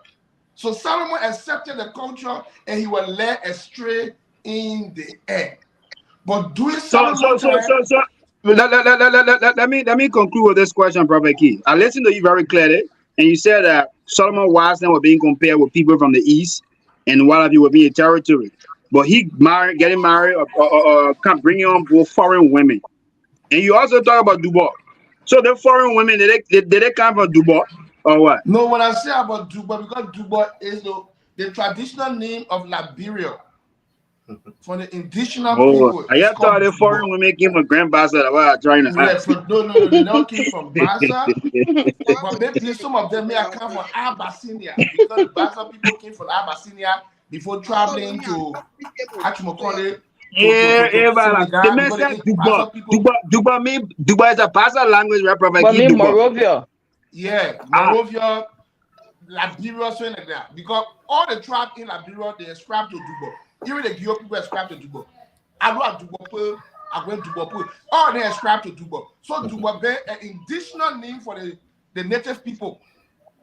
Oh, okay. Yeah, because I just want to get that clarity because you mentioned about foreign women. So, okay, thank for that clarity, Prophet. Let's move on. Let's go to you, Timas, quickly. We'll go to Gabriel, and we'll come to our sisters, and then advisor. Then we will open the phone lines, and then also take in calls and read comments. Then we will conclude with our last topic. I will just take about 15 minutes. So go ahead, Timat. Are you there? Timat, are you with us? All right. Yes, I was trying to unmute myself. Go Thank ahead. you, Mr. Chairman. Yes, are you hearing? Yeah, you Are you good to hearing go. me? Go ahead. You are audible. Yeah. Okay.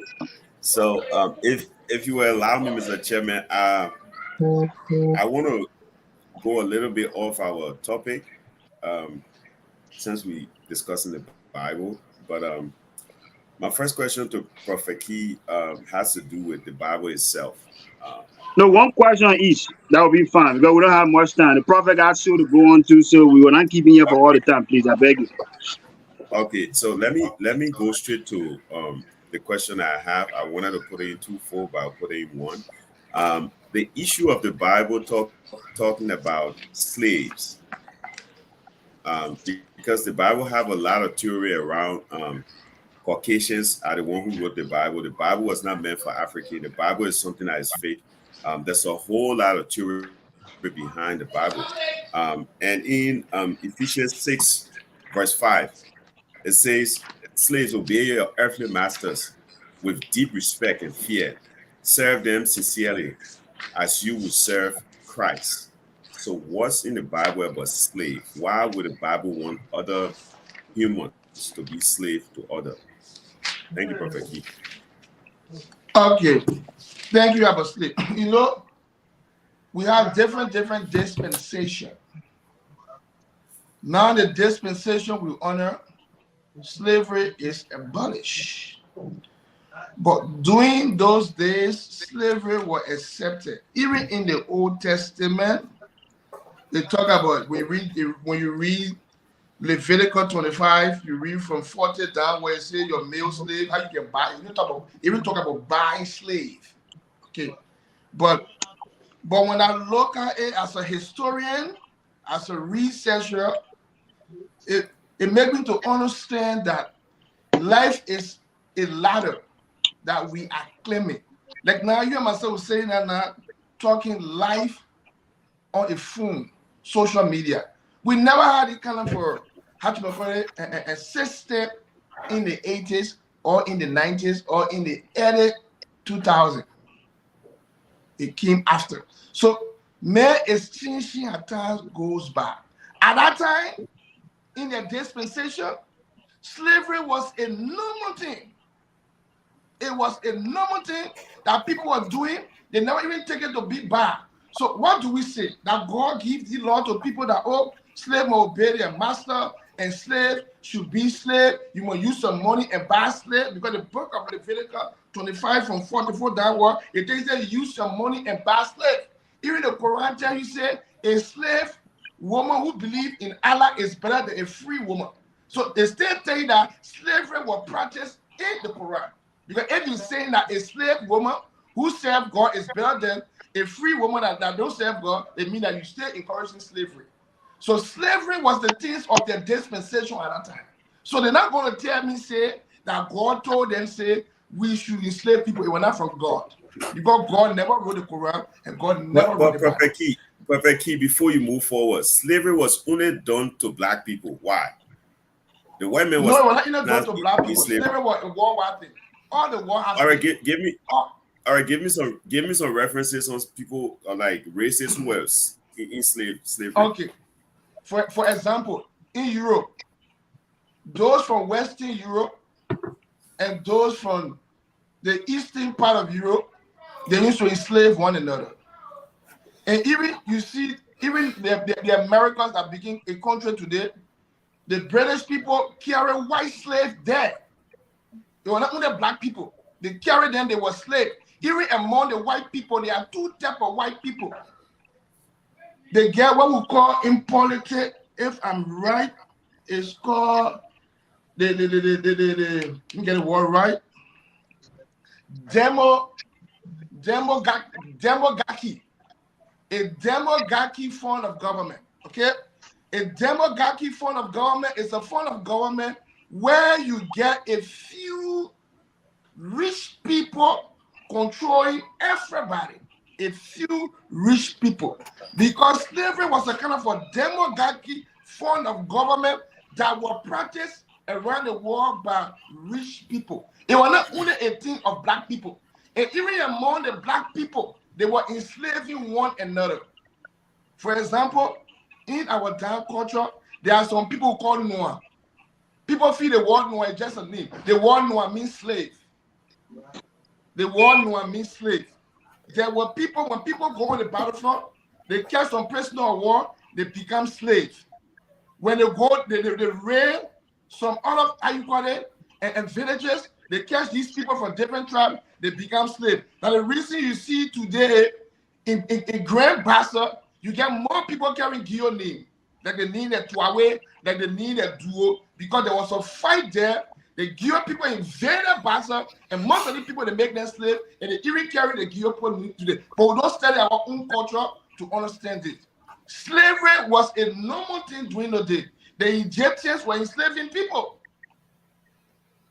Even if you study the Sumerian culture, which is the oldest one that brought our civilization, we had three classes of people. We had the upper class, the middle class, and the lower class. The upper class was made of priests. It was made of the Luca, the king. It was made of army generals. And the middle class was made of and people who do agriculture, people who do blacksmith job. These were the middle class. And the lower class were the slaves. Thank you, brother. Culture, any culture. Thank you. So Thank slavery you. is not things of the Bible, but are things of human life that all human beings practice in every form of life because it was of that dispensation. But what I don't want them to tell me that God said they were bad people, that God said that God read the Bible. The Bible was written in 10 BC by the Masoretic scribe that was dwelling around the Black Sea, which is today become the Dead Sea, which has become today Jordan. That when they were basing, they were writing these things. And after Thank Jesus, you, Prophet. after 500 years, then Hachimokole and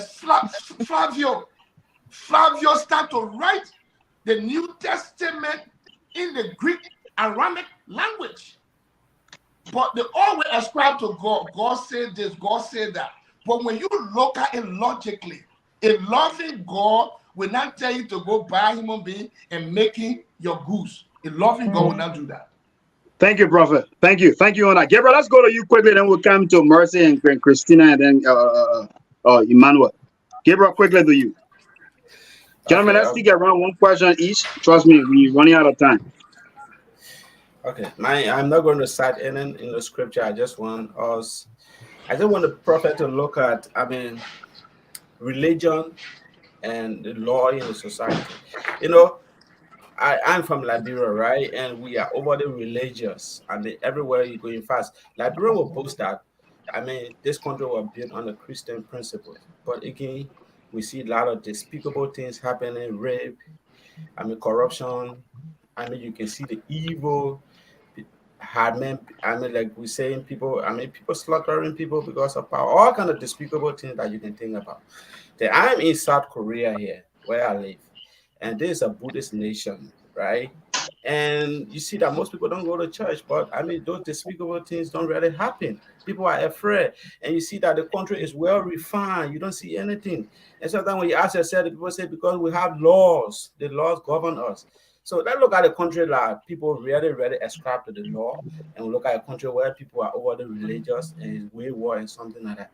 How does that play on your mind? You as a Christian, like when somebody in South Korea now tell you, say, look at my country, because as for me, I don't believe in God, because I have seen most Koreans will tell you, say, I don't believe in God. In fact, they will tell me, say, I can't work on Sunday. I don't know, I'm going to try to say, but I'll go will put food on your table. There's no God. Some things like that. They will just tell you to say, just know the law. Just be a law-abiding person living in society and something like that. So if you are a Christian and you are facing such dilemma, how can you just get yourself out of it? Is it that the law is more, important than religion? Something like that. Just want the prophet to just give a Yeah, view. but the word religion, it came from a Latin word religare, meaning a principle. If you have a principle and you don't obey your principle and you don't follow the rules of the principle, what become of you? You will become lawless. There are many good things in the Bible that we can follow today. Like we talk about the Ten Commandments. Many good things in the Bible. The Bible talk about how you should take care of foreigners. How you should even have time to even cater to them, strangers. But we're not doing nothing. People only want to go to heaven. People only take one part of the Bible. The Bible is big. The Bible is a book of law. It's a book of institutions. But if you say because the people relation in Liberia and the other people in South Korea are not relation, I don't think so. The people in South Korea, they are relation because they might be Buddhists. They follow their religion. They might be Shantos. They might be Confucians. They have many religions in Asia, and many of those wise thinkers are going through the Asian society, and they have taught their people how to be good people. Let me start a show. I said, without the Bible, you know that you're not supposed to have sex with your mom. Without reading the Bible, you know that you're not supposed to kill. Close the Bible and tell me if you're supposed to kill your fellow man. Because you have something called conscience. So your conscience will tell you that's not good. It's not the Bible that will make you good. Your conscience is there. But the Bible only make you to look, you see your conscience and see the comparison of the conscience in a book. But the issue here, those guys are not following the Bible. So the Bible says thou shalt not steal.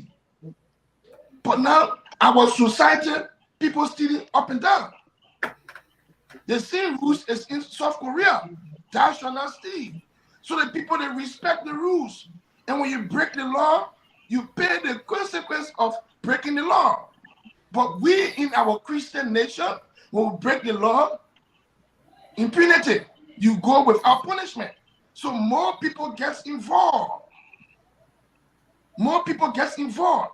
It's only because we are not applying those good laws in the Bible. We are not keeping it. We continue to disobey it. So we getting the result of not keeping the law. Thank you, Prophet. People Thank in you. South Korea, they're keeping the law. So the law is very important to every society. And the law are in the Bible, but we're not obeying the law. Okay, thank you. Thank you on that, Prophet. Let's go to you, Mercy. We go to Christina and then Emmanuel. Yeah, can you ask the question?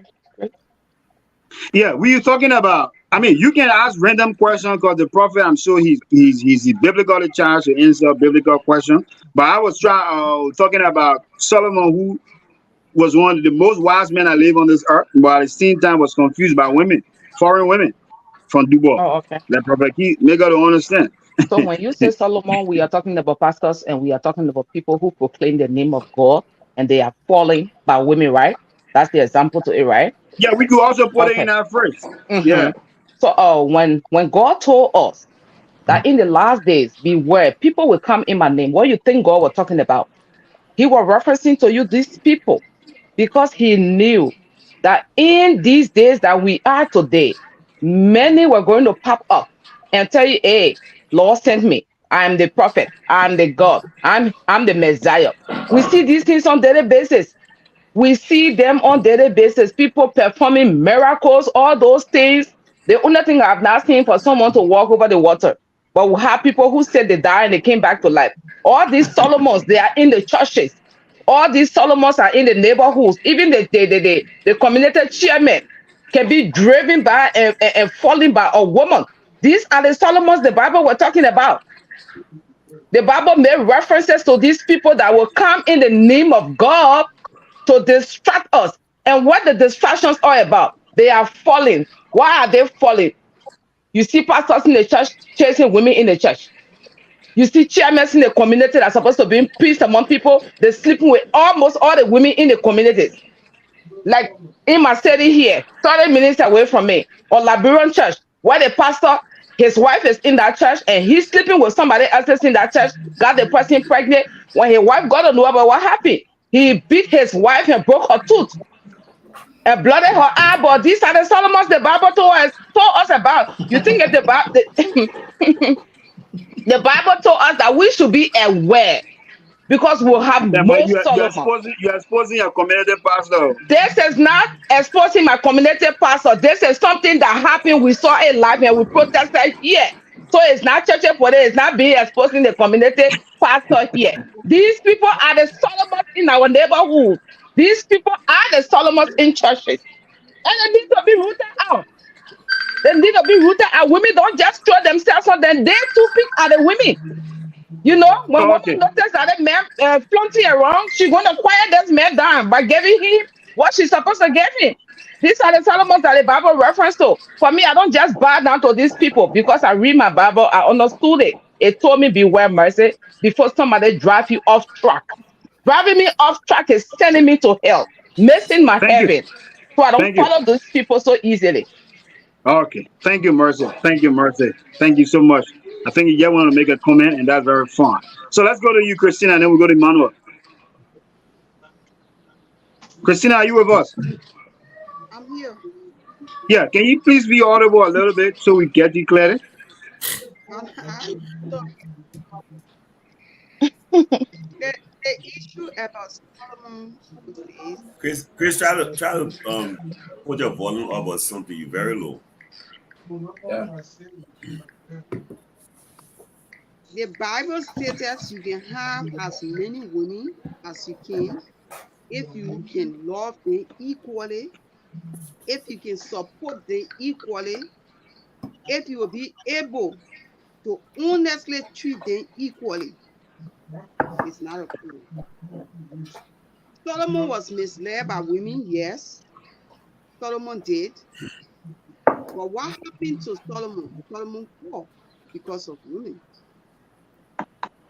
So coming back to our dispensation, this is the reason it is better to have two wives and don't cheat than to have one wife and cheat on her. Because it's no difference when you having a concubine or a new concubine and spending your resources on her and still have a wife who is committed in the home, knowing for the world that she's alone. When you go to work, you can't come on time, you have to pass to that person. You have to take the family resources unknowingly and spend it on that person and do all sort of things. So do yourself an honor if you want to, like the Muslims does. They do marry two wives. They do marry two wives. Because some of them even go to the extent of marrying three wives. If they have money to take care of all of them, they go on marrying as many wives as they can. Thank you. So Solomon's example is still in our dispensation, and it is not bad for a man to marry more than one wife. Lawfully, the society will say one man, one wife. The Bible said one man, one wife, but the same Bible said if you can marry as many wives, if you're able to take care of them, you can. So I don't know. As we regularly stated, the Bible was written by Caucasians, and they actually interpret the Bible to their own understanding and give us the way they want us to live. Thank you. Prophet, you want to respond before we go to Emmanuel, or you good? Yeah, it's good. It's good. It's good. Okay. Okay. Emmanuel, over to you. Yeah, Prophet Key, let's go to the fact that you founded a religion. And Jesus was someone who was basically clarifying a lot of things. And he spoke to the Jewish people that were claiming that they are from God and Abraham is their father. And he said to them, if Abraham, you claim that Abraham is your father, you're supposed to do the work of Abraham because Abraham did a good job. And if you are from God, you claim me, then you're supposed to know me. Now, let's say you as a person who follow a religion, I understand that you elaborate on the Bible very clear. You testify, you bear witness about Jesus and some of the prophet, and you are a prophet. I can bear witness to that. You are a prophet. And the same Jewish people today look at Jesus and refer to him as someone who turned water into wine, meaning that because water is the essence of life. Where there is life, there is water. Where there is no water, there is no life. So meaning that Jesus interprets some of those things that were doubting, that people was misled. He make them to understand. So I want to know, as the founder of this religion, what is there? By not quoting Jesus, talking about Solomon and all of the other prophets, what is different that you bring to the table as a head of the religion that can convince the masses? Yeah. There are many things I bring differently to the religion that when people find it, they will have peace of mind. First thing first, you were taught that there is a devil, that he and God in competition, and that devil can mislead you to not follow God. That my religion, there is no devil. There is no supernatural devil. The devil will know it's you, the human being yourself, who's sitting down over there. You are the devil. So when we're dealing with you, we're very careful with you because there is no supernatural devil nowhere. And first thing first, God cannot create no force that will go against God. Okay, so I come with destroying the concept of there is a devil that can make people to go against God. I came against that. Okay, then I also destroy the concept of hell. That when you do bad, you will go to hell. You'll be in a fire. You'll be burning for the rest of your life. I destroy that in my religion. In my religion, there is no hell. Nobody going to hell that will be burning in hell. Because the fact of the matter, you are a mind. Because we don't teach what you call a spirit. Oh, my spirit come back. No, we don't teach that. Because the word spirit came from the Latin word spiritus, which means air, breeze. So breeze is a breakdown of water. So breeze is not what it's not the inner you, or it's not the invisible you. It's not breeze. So we make our people understand that you are not spirit, but you are a mind. M-I-N-D, a mind. A mind is a conscience. A mind is an awareness. A mind is what creates everything around you and put everything together. So you don't see people teaching about mind. They always talk about my spirit, oh, my day. No, we don't teach spirit. Because spirit is just breeze. So I make my father I bring different things. I destroy her, I destroy the devil, and I destroy the concept of people being, how you call it, spirit. No man is a spirit, you are a mind. And when you, and the body that you got, there are many things that you borrow in you there. The breath that in you borrow it. It's not for you. That way you can lose it anytime. The breath is not for you. Life is not for you. That one here, potential give your life to Jesus. I said, well, I will give my life to Jesus. You can give something to someone that belongs to you. My life does not belong to me. How will I give my life to Jesus? So that Jesus take my life, or that God give it to Jesus. But you cannot give something to someone that belongs to you. Your life is not for you. You don't own a life. You are borrowing a life. That way you can die. That way it can leave you. That way it can leave you. That way you can die. So you borrowing a life. So there are many things that brings to the religion. It might sound different now, but it got to do with education and consciousness. The same way I understand it, it makes perfect sense to me. I'm a human being like you. And other people that follow me understand it. when time go, other people too, their consciousness will grow and they will understand it the way we understand it, that there is no devil in the world. Stop looking for devil anywhere. Your neighbor is the devil. Your brother is the devil. Your friend is the devil. Be very careful with them. Thank you, Prophet. Thank you so much on that. Gentlemen, running out of time, like I said, we're gonna open the lines to take calls and we're gonna read a free comment. But Prophet, let me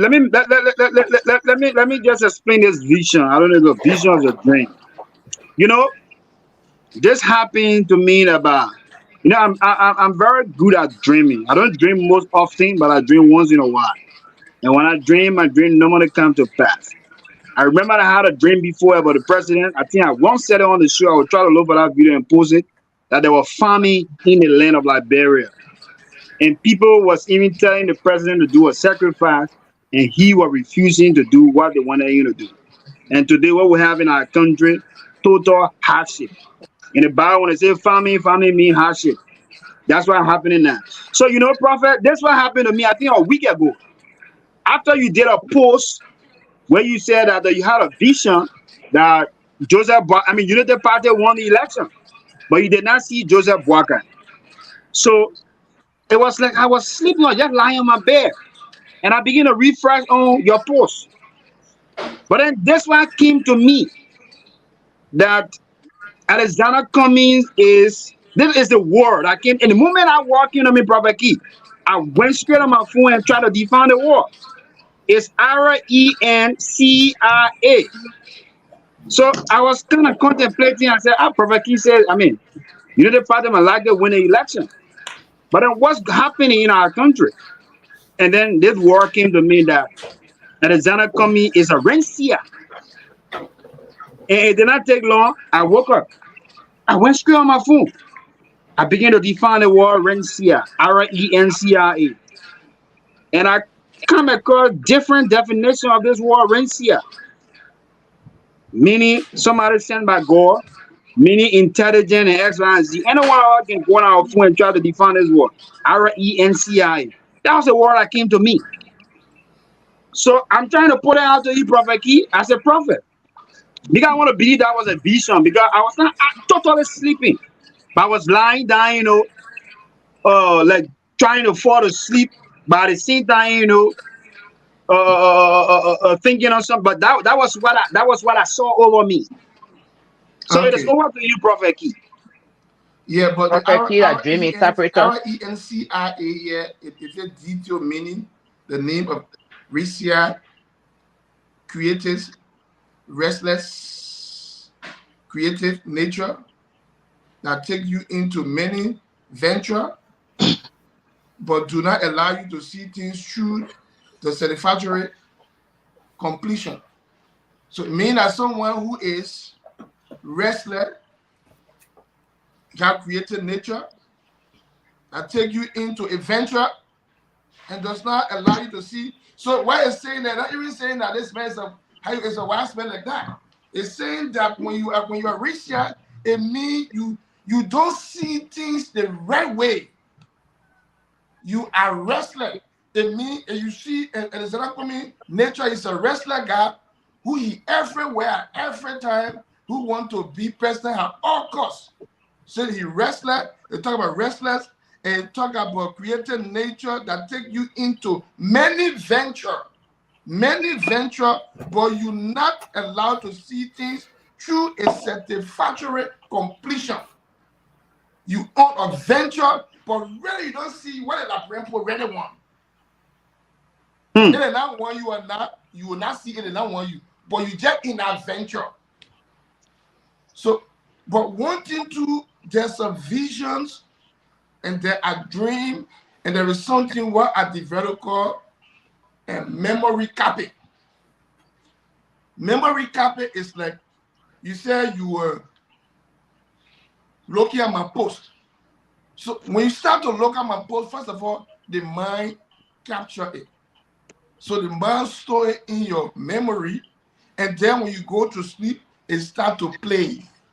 So it become a memory copy because it never came just like that. It started from something. because I made a post that I have a vision. I saw a group of people saying that on a bench, and people raised their money and said, "Oh, we choose United Party to lead the country." Then the group was in front of them, and the people, the opposite, you're coming to see, you're coming to see what ANC coming to, you're coming to see, they were opposing. Then ANC stood and said, "But why United Party this time?" Then the group of people that are saying that on the bench, they said because it's their time. But I never saw Joseph Parker. Which means he I not never saw winning. Joseph Parker. And later, the group of people started to laugh. And when I put it out, somebody said, "Perfectly, people laughing dream, they read it out too well." And I true too, when people laughing dream too, it can also be crying. It can be the opposite of crying. It's also there too. But the manner in which they were seated, they were not like they were doing normal election. It was not a normal election. But people were choosing, they just came out and just choose it. We choose these people to lead. And I just are happy. So for you, for what you have, for me, it was a memory copy because you look at something over and over and the pictures got stuck in your mind and you carry it, and that the power of the mind. That's the power of the mind. It carry it And that was a new word that I learned today. Into Rancia. a dream. And yeah, and it also brought a word that we don't know. That one thing is the power of the mind. All we believe in the mind. That the mind is what making who you are. People are broke because of the mind. People are poor because of the mind. People are like how they are because of the mind. When you have a mind of success, automatically you will succeed. When you have a mind that you're not making it, you're not going to make. You're not get that energy to make it because of the mind. When the mind gives you the courage, then the energy will come. Because in life, you see, we get three resources. We get the time, we get energy, we get money. Nobody can, you cannot live with all these, the three resources. We say now here that time. And we say now here, we're talking actively that energy. Okay? Maybe the one will not get from here, will not get the money. But no, get money. We send yeah, we're not getting money here now. But it might come after because we already, there's a job already we established. So for me, what you had, it was a memory copy, but it became it was memory copy, but at the same time, it became a vision because you came up with a word that we really don't know, and the word ascribed directly to the behavior of Alexander Cumming. A created guy. So are you saying that it was suit with the comments? Yeah, it's suiting. He's a created guy who is on adventure, but who will not see things the way it's supposed to be. Because the bad time Cumming said go with sleeping boy, but he never saw it that way. And you see it? So he on adventure. Okay, thank you, Prophet Key. Gabriel, can you have a read few comments and then post the number so we can take in a few calls? Then we'll conclude with one question each from the panel, and then Prophet King will have a day. So let's have the audience to participate. At least 4 or 5 callers. Let's take in 5 callers. Gabriel, start with a comment. You can read comment, or should we go to the one the female to read a comment for us? Yeah, if they volunteer to read, no problem. But okay, Marcel, if you call up the comment section, can you please read a few comments? At most 10. Give me 1 second. Let me get the team must send me a number, man. Let me add it on or something. 1 second. Just send in the group chat, please. 1 second. Yo, got a lot of comments here. Let's be fair to our audience. Some people are participating on the show through comment. So let's read their comment out. And then some will also call. That'll be fair enough. Okay. We have one legendary M. Salah. He said Prophet Kid is the man from another world. He's very intelligent and wise. He needs a space. Everybody kind of praising Prophet Kid now, so I'm not going to go through all the comments. Yeah, don't Somebody said the Bible. No. The Bible says God is the creator of all creations and he is a jealous God. The question is, how can he create a being that will violate all the laws that are meant to him? Somebody say, promote, demote. I don't know what is that, promote, demote. The mind is controlled by everything unhuman.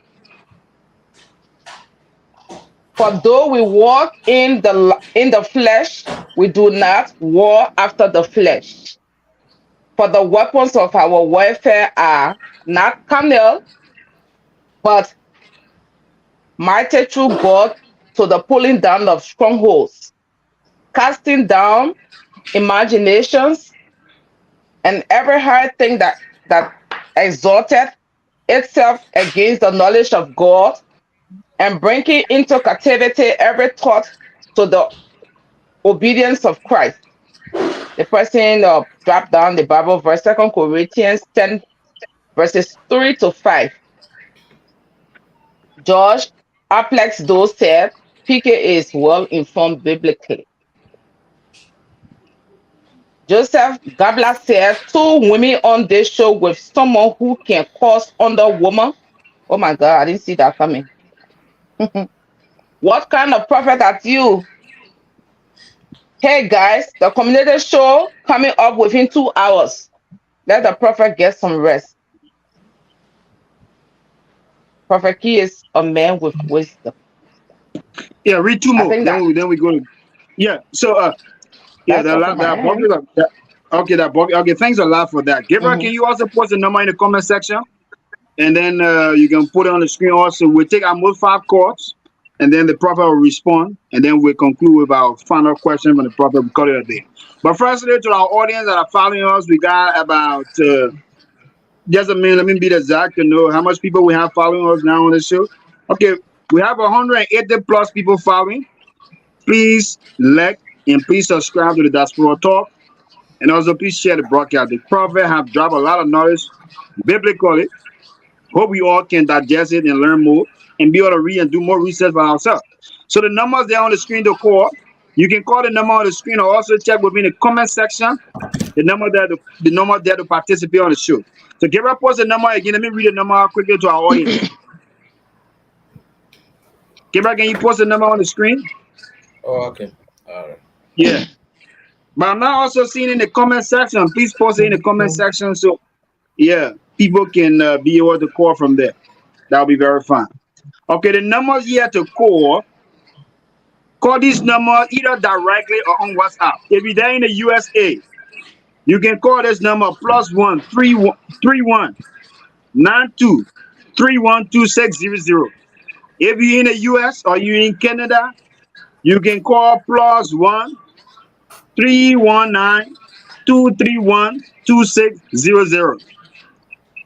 And then another number to call if you're in South Korea or any part of the world, you can call this number also on WhatsApp or call it directly. It's +82 10 80 89 0335. Yeah. So the lines are open. We'll take our most 5 call-ups. The prophet is here to respond to you guys. Ask your question about what was being discussed, or you can ask a religious question. The prophet is waiting to respond. I repeat the number to call as we are with our callers. If you are in the US of A or Canada, you can call +1 319 231 2600. Or you in South Korea or in Liberia, you can also call this number on WhatsApp or directly. It's +82 10 80 89 0335. So the lines are open now for our audience to participate, call, and be a part of the show. Yeah, Chairman, we don't have a Liberia number, but if you're in Liberia, you can also call. You can also call on WhatsApp. Yeah, it is okay. In subsequent time, we have a Liberian number for the Liberian people in there in Liberia. You want to call directly? We have a Liberian number very shortly. I'm seeing our audience here asking for numbers from Liberia. So we will work on that shortly. So the lines are open to call. Check in the comment section. The numbers are there. So while we are with calls, because we'll take little time for people to get the number from the screen or also within the comment section. So gentlemen, let us just conclude on this note. Right now it's 11 p.m. in South Korea, and our show normally finish by 12 p.m., but today we will finish by 11:30. So we have 30 more minutes to go on the show. The prophet will want to view up for the next 30 minutes, and we will call it a day. So please. I take this call coming on WhatsApp. Go ahead. Your name and where are you calling from? I'm Abu A. Kamara and I call from ELV Junction, to be precise, Mogozo, Liberia. Okay. Go ahead. What's your take? First and foremost, I want to appreciate Prophet Key for his brilliant explanation this morning. And we really appreciate the prophet because he's very, very much knowledgeable when it comes to biblical issues. And this man understands politics and he understands life also on a high extent. So the mind of the Liberian and other people regarding Prophet Key to be a bad man is very good.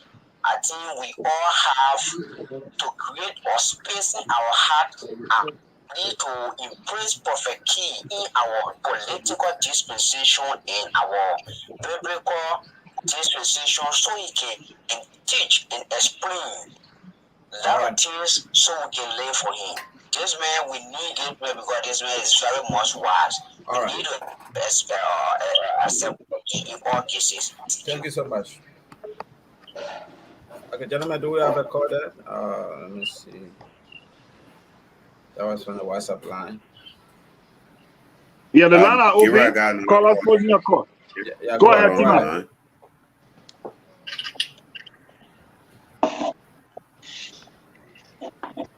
Hello? Go ahead, Tima. Go ahead. Mr. Chairman, I got a call on the line. Caller, go ahead. Go ahead, Tima. Go ahead. Good morning. My name is Toba. Yeah, go ahead. Can you hear me? Go ahead. Yes, good morning. Good morning, gentlemen and ladies out there. My name is Toba Go, aka T-Go. I was just calling just to tell Prophet Key, thank you very much for the knowledge that he shared with us this morning. That was very, very good. It's more than church said. Now, man, the knowledge that we learned right now this morning was more than going to the church house for the pastor to read the Bible for you.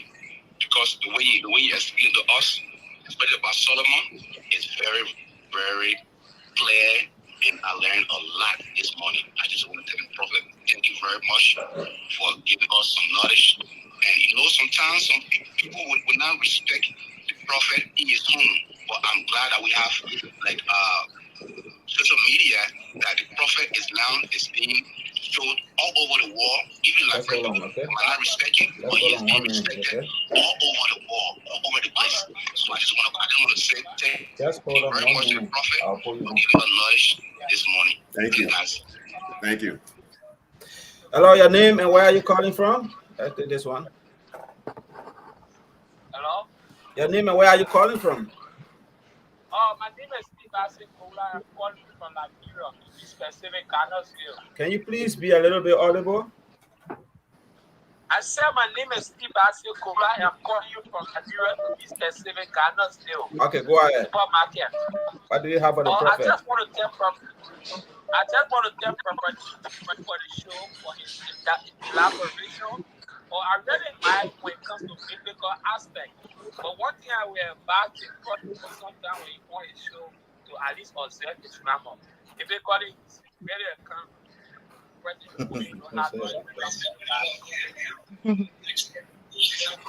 All right, thank you so much.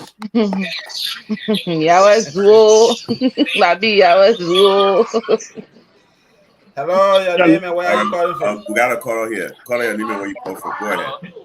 Let's do it one at a time, gentlemen. Tima, you go, and then Gabriel go, please. Gabriel, Yeah, I think the call is already there. Let's just wait 1 minute, please. Yeah, Okay, Tima, yeah, mute yourself. Gabriel, go ahead. Gabriel, go ahead. Let's take the call. Let's do it one at a time, gentlemen, please. Tima's quiet. Okay. Yeah, gentlemen, let's do it one at a time, please, so it can be confusing. My name is Betty. I'm calling from Florida. Yeah, my question goes to Prophet Key. Yeah, go ahead. Prophet Key has all this knowledge. Why didn't he start imparting into people law 4 or 5 years ago?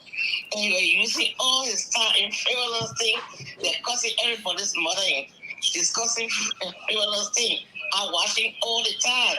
And quite recently, I think I asked the same question on his show. He said to me, he got all this knowledge. God read the Bible too. Everything he's saying is all true. Why did he begin to start imparting it into people into the frivolous things? Thank you.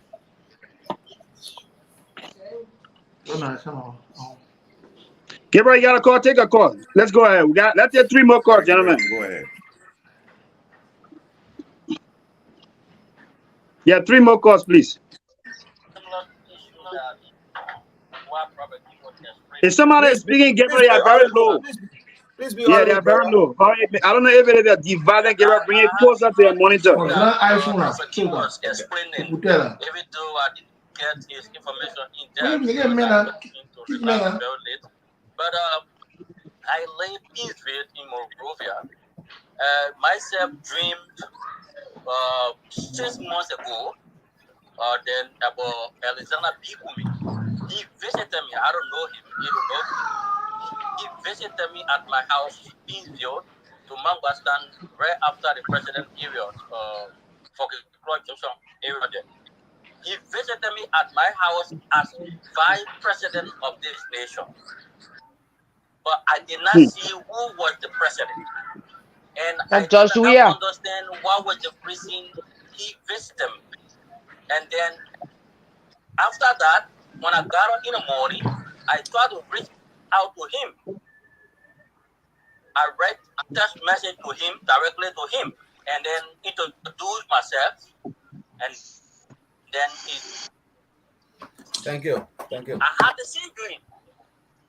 Let me conclude 1 minute. Yeah, conclude. Let's go. After 4 days, I dreamed the same thing, and then I got back to him. They did not respond to me, and then later on, then I just canceled my message from their inbox. Thank you. So that's happened, but I did not see who was the president. All right, thank you.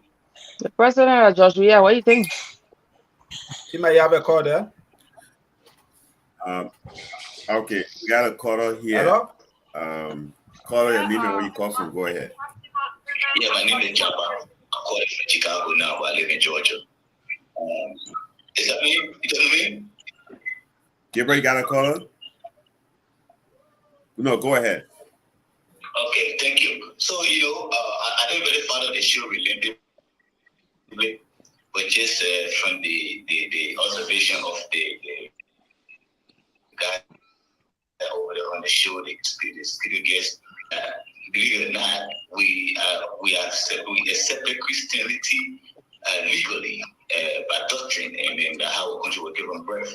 So we are a Christian nation. If we in a nation like that, Christian, then we can have other places there. But anyway, back to the thing is, the word in the Bible, they are spirit.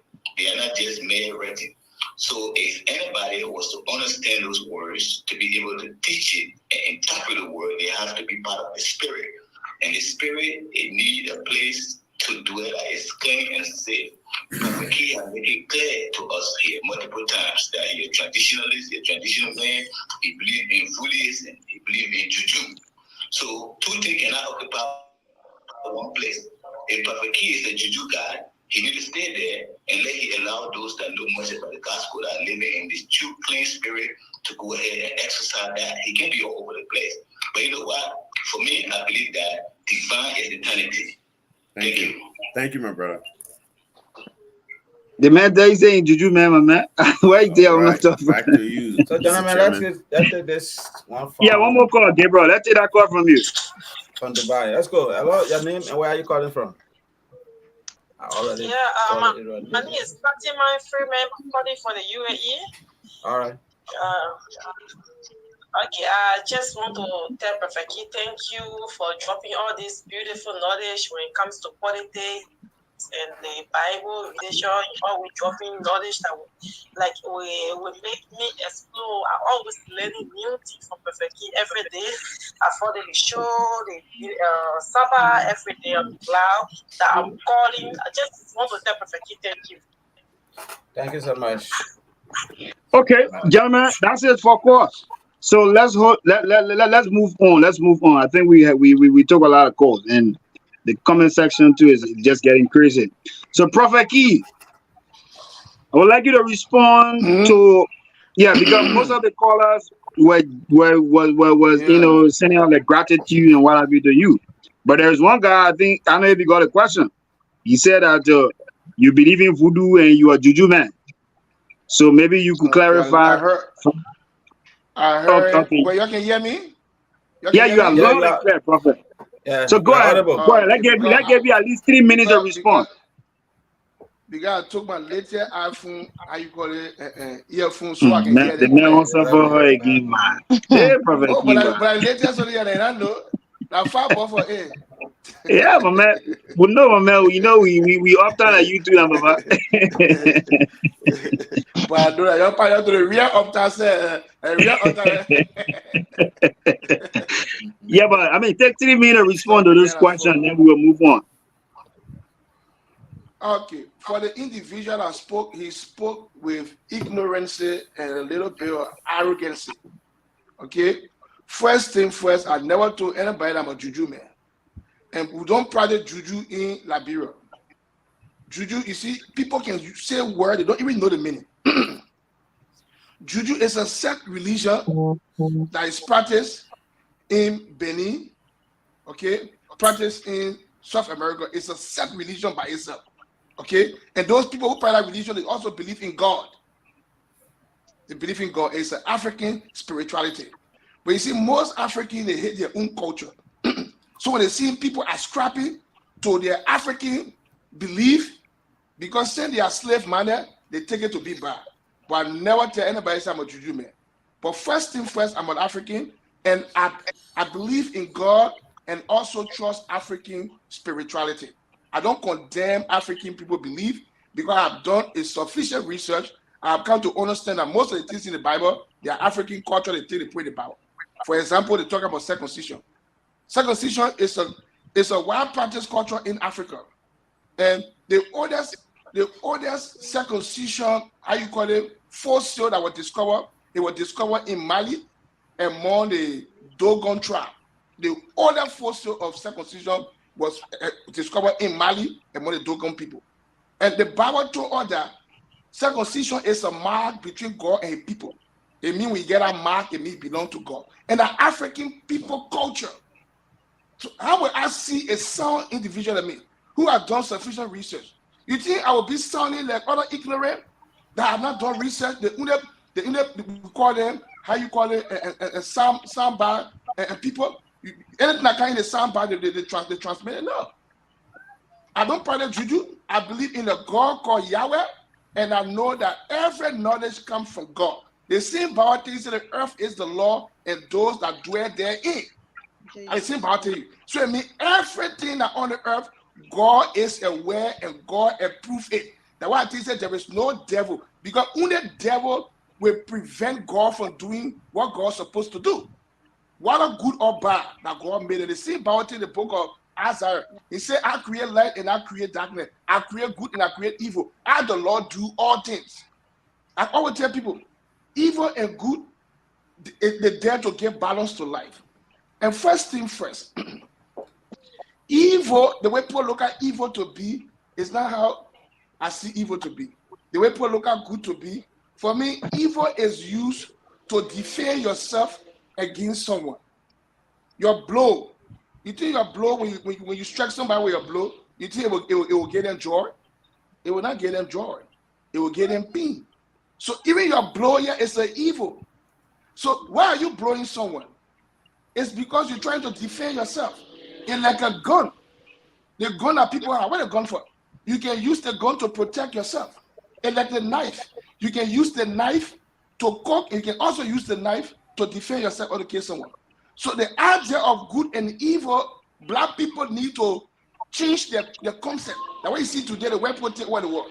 The weapon created an atomic bomb. Anytime you talk in Africa, we always die because you're always thinking about good. You're not prepared for evil. You don't prepare for evil. The way men are prepared for evil, and the way men are created evil. That way the way men control the world. The way men know that we not create atomic bomb, black men will not succumb. That way they cannot give you chance to create atomic bomb. So that black people be wise and start thinking in a primitive concept. When all the country you in, they are already invented enough evil, they get it in storehouse. That anytime they're ready, they will use it. Evil is only there to defend you against any infiltrator to come. And good is there to make things kind and peaceful. So we cannot live without good and evil. They both need to work. So every black man needs to go to a karate school to learn how to defend himself. Because going to karate school, they have to blow somebody's neck, to kill them on the spot, to beat them. You think when you beat somebody, you're giving them peace? You're not giving them peace. That evil is giving them. But you need to do it to defend yourself. Evil should be there to defend you. But when you black people say, oh, I cannot do none of evil, you will continue to be slave to the white man forever and ever to eternity. We have to know what is evil. We have to know what evil is used for. And we also have to invent some evil to keep them with us. So tomorrow when people attack us, we use it against them. Let us stop living without human being. Let us stop living without human being. Let us start living in a world that does not exist. This world is physical. This world is nature. The lion has to eat other animals to survive. We have to look at nature and live. We are living in an astral world that does not exist. So that man talking about Opreki, juju, and I'm into juju. But I accept African spirituality. And first thing first, African spirituality is also from God. Because everything in the Bible, like our teacher put out about cotton said, I proved to them the Bible saying my cousin. When the Bible tell you about Urim and Tammuz, what Urim and Tammuz mean in the Bible in the book of Exodus chapter 28 verses 30? What it mean? It's a two camel seed the priests used to consent. Go read the book of Proverbs chapter 18 to 18. They say consent. But you African, when they tell you about consent, say, how about consent? Answer to that. Because you don't read. You don't read. You're not living in the real world. You're living outside of this world. We have to come in the real world and live like a real people and stop. Because what you're trying to do, because for example, you see behind me and you see all those marks them behind me. What am I trying to portray? I'm trying to portray African artwork. I'm trying to portray the brilliant idea of a black man when there was no camera. The black man could use a mind to use a stick and make it all a human being face. The Bible does not tell you, say, you should not put artwork in your house. It said, do not worship it. When it becomes something of worship, then it becomes evil. But when you use it as an artwork, then it becomes to beautify. We African people have to believe in ourselves, but it can't happen now because I always tell people, when you allow for your enemy to teach your children will take you as a witchcraft.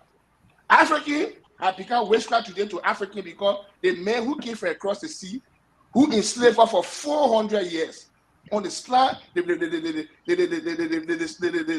the transatlantic slavery, there's the same man who come with Bible, say he teaching us. After stealing our culture and putting the Bible. Samson was a black man. Solomon woman was a black woman. Most of the prophets were the black people. And in the Bible, they will not teach you that one. Jesus was an African. Hachimakole, Moses was an African. The whole Middle East of Africa. I can prove it. They're not going to teach you that.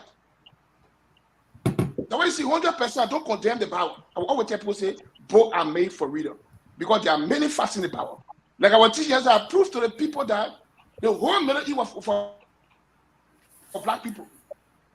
They fed people to build a skyscraper in the world with black people.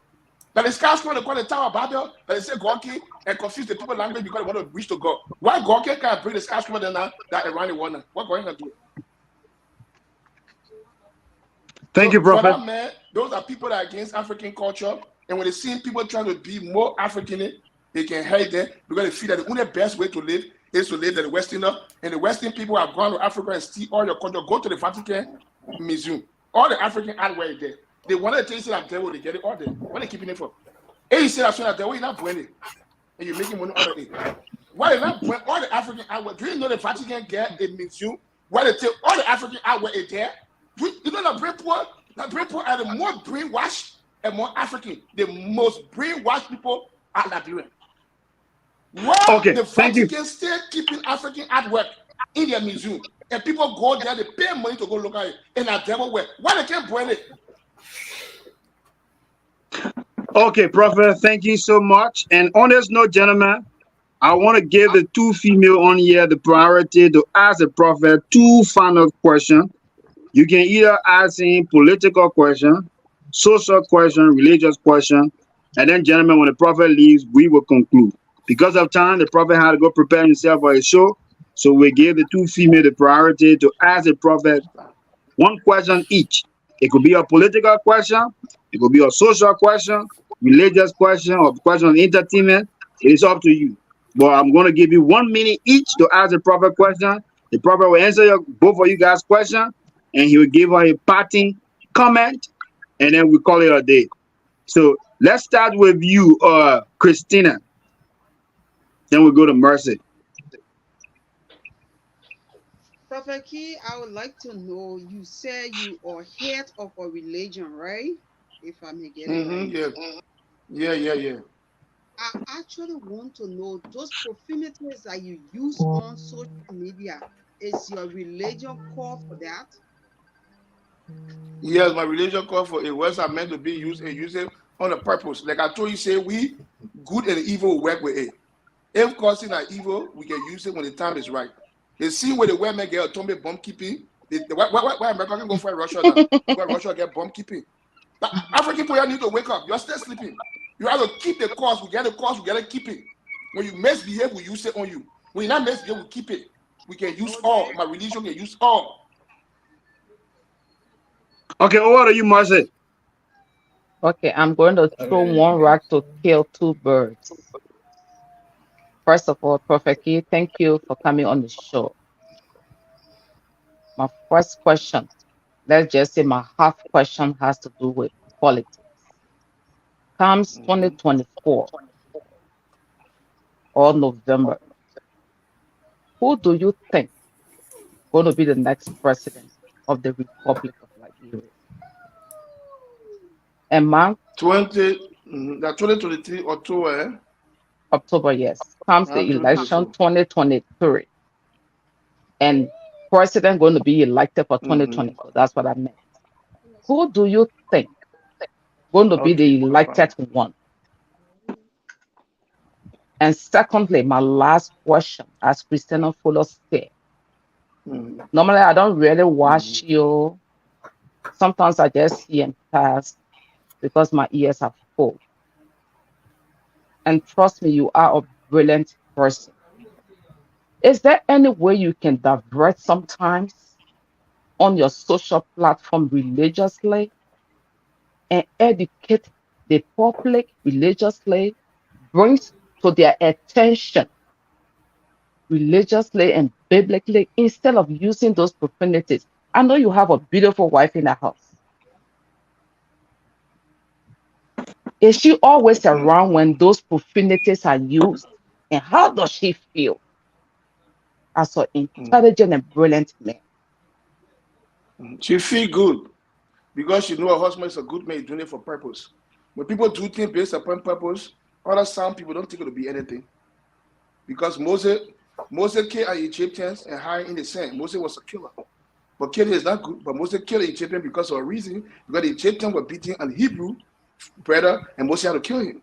When people doing things for purpose, it's not a crime. Especially for a good purpose. My mom get no problem because my mom didn't see me cursing one year. My mom not my family man. You see me, I'm talking to you, I'm looking so my daughter one can't play with me by force. So I have to be looking so and be playing and be still talking to you. So my people know me, people know me, they know me, I'm a good man. I think I'm the most good man on planet Earth. I'm the man that I don't look at race. I don't look at tribe. I don't look at beauty. When you need me, I will stand up for you. But the fact of the matter, we have to use certain measure to make certain people to behave. So we have to use those insult words on people who are destroying our country, people who are not doing what is right, so that the world can put them in Zialetule and they can jubo and they can go in Celine Dion. So we know that it's working. Because even the same Bible tells us that words God used to create the world. So words are very powerful. So But when you use it the right God way, did not use profanity. And you to know, when you allow are God, using profanity on a woman, on one woman, that word goes to the entire mothers on earth. You know that? it doesn't. Now, how you It feel? It does. doesn't. No, it does. Well, woman is an individual. Women are plural. The English word. I can't be talking to Martha and say I'm talking to Mary too. No. When what everybody get named for? Every human being get named for you to know that you are an individual. If I call you up as an individual, how you say, "Oh, I'm talking to your man," when are you are talking to? No, it don't work like that. For you will do it because people are always finding a way around. But a singular is not plural. If I'm talking to they're talking to Joel Taylor. I'm talking to Joel Taylor, who went and slept with her bodyguard. Child Taylor got married, the man went with the man. How you call it? He London today. Prophet, can we keep that for another day? I'm not going to go the way you think I will go. I'm not trying to No. skip around anything. And you know, I will not go the way you think I will go. And you know, because we go to the room out like the Romans.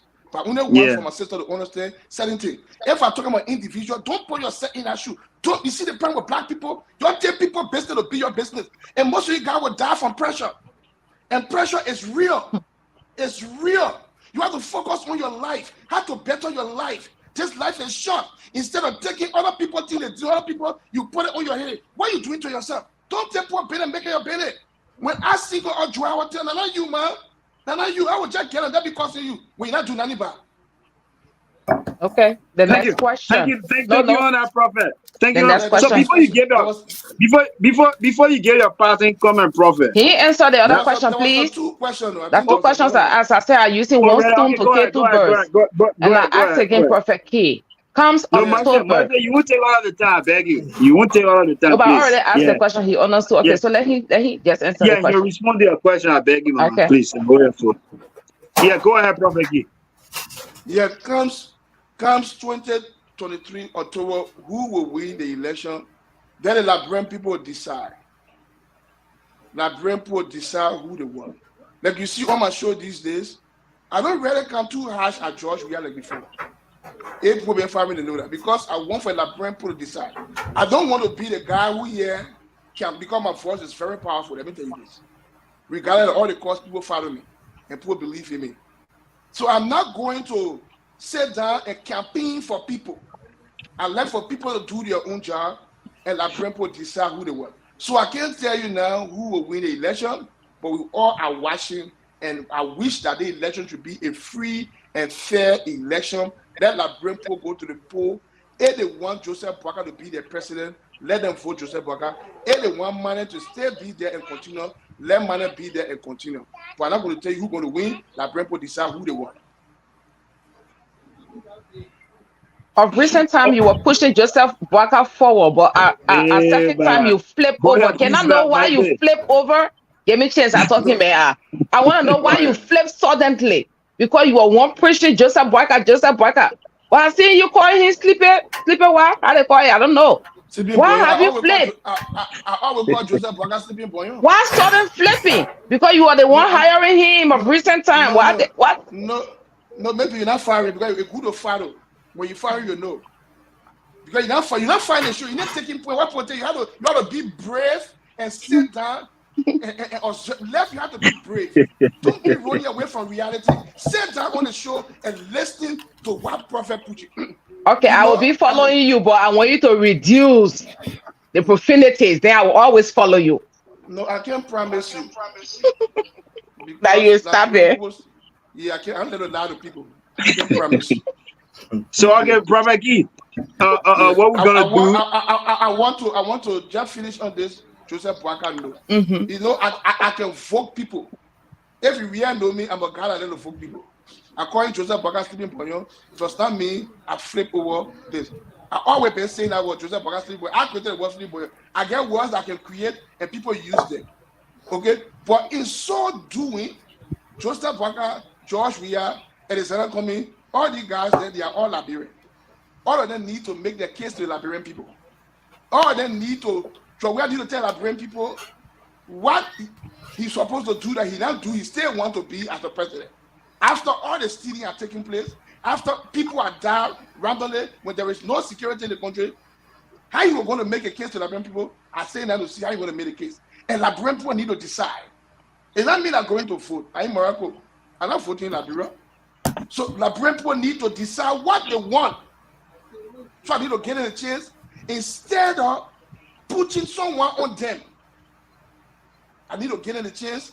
If they want to shoot a criminal, to continue with the criminal, let them continue. If they want a new man that will come there and bring a change, it left for them. But I have to sit down too and watch them. So they have to allow people to experience left for themselves.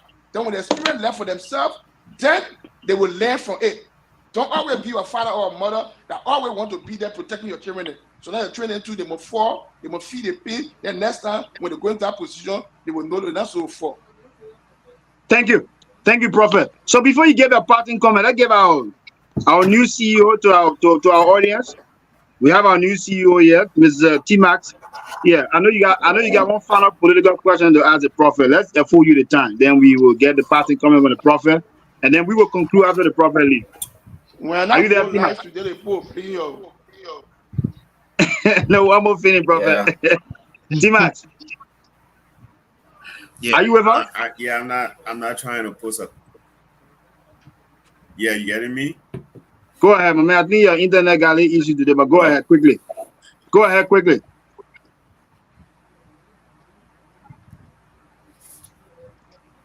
You hearing me? Am I okay now? Yes. Go ahead, T-Max. Go ahead quickly. We don't have time now. Okay, T-Max has an issue with the system. But I just... Yeah, there's a delay. So I think, go ahead.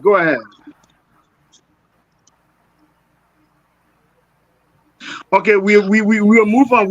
Prophet Key. I'm not asking. Yeah, what we advise you to do, I think you have heard all of our callers' questions and what have you been asked across the board.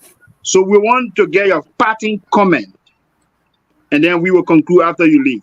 So, I mean, let us do justice to you because you also run your platform. You have to go prepare yourself to be on to inform the Liberian people. So, not to waste longer time, please, let's get your parting comment so you can summarize everything. Go ahead, Prophet. I would like to say a big thank you to the Diaspora platform, to all the panelists, because the engagement was amicable, even to the ladies. I left for people to push their knowledge, everything went well. And I also a big thank you to our many listeners and those on the show that sending comments. We are all working for the betterment of our country. And I wish to be back again. Anytime you need me, I will be back here again and still working with you. I'm my first time coming here. It will not be my last time. But you see, when we get one another chance to talk, when we allow other people to push their mind, then we get better out of them. Like all the countries that we're living in, there are different sort of people. There are not people pushing gay rights around the world, and other people accepting it. People pushing different rights, only to allow people to be who they want to be. Okay, so I'll thank you for having the show. Everything went well, and for your professionalism on the show too. And I appreciate, and I will always be here anytime you need me. And thanks very much to our audience, and thank you people too. Thank you, Prophet Key. There you have it, my people. A wonderful day today with the People Prophet. So we hope you have a wonderful show today as you address the Liberian audience, on what you're going to discuss on your platform. So thank you so much for being on the air, Prophet Key. To our audience, this is a Diaspora Talk. Please follow our page. You can like, comment, and share within all of the group chat and what have you. So, gentlemen, let us do a quick reset. The Prophet left already, and we discussed, lengthily, biblically. Even though our sister Moses tried to push the Prophet into political discussion, It's easy with my stubborn. Yeah, but we have a wonderful day today. So let's just get a quick overview. Let's start. Tima, I think you're having some delay in your internet. That's why we couldn't get you clearly in. We have to Yeah. respect the prophet too, because he spent, I think, 2 hours plus here, discussing issues. He too also have the show. So let's start with you, Gabriel, with an overview. And let me just say this to our audience. It is very important, for us to understand. Even if there are some people that go to church, they don't believe in what the pastor say. Prophet King came on here to give knowledge, and I think he gave a lot of biblical reference and what have you. It left for you to believe what he said or not. But I don't want people to be, There's too much delay. There's too much delay in the internet. I don't know. From me? Hello? No, from Tima. Yeah, Oh, I yeah. mean, you are coming in glitching. Tima, can you mute yourself, please? Because we're hearing you, Tima. Can you mute yourself? Yeah, so like I was saying, Prophet King came on here to give a knowledge, right? So it is left for you to believe what he said or not. You can believe what your president said or you disagree. You can believe what your pastor said, you also disagree. So we are all liberty to accept what he said or not to accept it. So let us try to respect one another's view, and not just what he was trying to say. Look at what is happening in the world right now. Uganda have already passed an anti-LGBTQ bill. And we saw a statement from the US government saying that they should repair the decision, trying to enforce on a sovereign state. So there's the same thing we're trying to say. Somebody will say something, if you don't agree with that, your business go your way. But I leave them, let them say what they have to say. Those who believe will believe, those who want to follow will follow. So let us respect one another's view. So to you, Gabriel, what's your overview of what we discussed today? Yeah, I mean, even though the internet is coming in glitching so much, but anyway, let me say, it was truly an educated one. It was mostly biblical than political, and I think the prophecy said a lot of good things from the comments. I can see that. I mean, it was truly, an educated one, because we have most people praising the prophet and calling him a wise man. So I think they took so many things from his articulation. So it was just a very good one. And thank you so much, gentlemen. Thank you. Christina, what's your overview? Are you a Jew? And let me ask this question. Are you a Jehovah's Witness? You got how you saying something like that? I just want to be clear. I'm not a Jehovah's Witness. She didn't talk about Jehovah's Witness. It was Prophet King who said it. Okay. I'm sorry. I just want to get that clarity. It's good that you make it very clear. So what's your overview on what we discussed today? Can you come closer to the phone and just speak? We're not getting you, Christina. You sounding very low. I am not a Jehovah's Witness, for clarification. I have never been a Jehovah's Witness before. Okay, so what's your overview on our discussion today? My overview on the discussion was very clear, precise, and concise. And I just want to say thank you to the prophet for affording us the opportunity to be on the show today. And so far, he pushed his point. We disagreed to agree. I came from a religious background, and that has been an elder since I was born. So I grew up in a Christian home. So some of his ideas I default with it, but in so doing, as I previously stated, we disagree to agree. Not all his comments were like, there is no hell, there is no devil. He don't believe that there is a devil. He don't believe that there is a hell, but the Bible tells us that, and we do believe it, because if the Bible punished certain group of people that got drowned, that water overtook the land because of evil, the same God still exists today, that he can do the same in this dispensation as well. So I know some of his comments were not true to me. From my belief, I know some of his comments were not true, but I still believe that he has his right to push his point from his religious perspective. So I say thank you for his exposure. Thank you. Marcy, let's go to you. Then Okay. I'll conclude from here. Actually, I didn't really see this coming because I really wanted us to go politically on Prophet Key. Prophet Key had more to bring to us this morning if we have chosen the political aspect.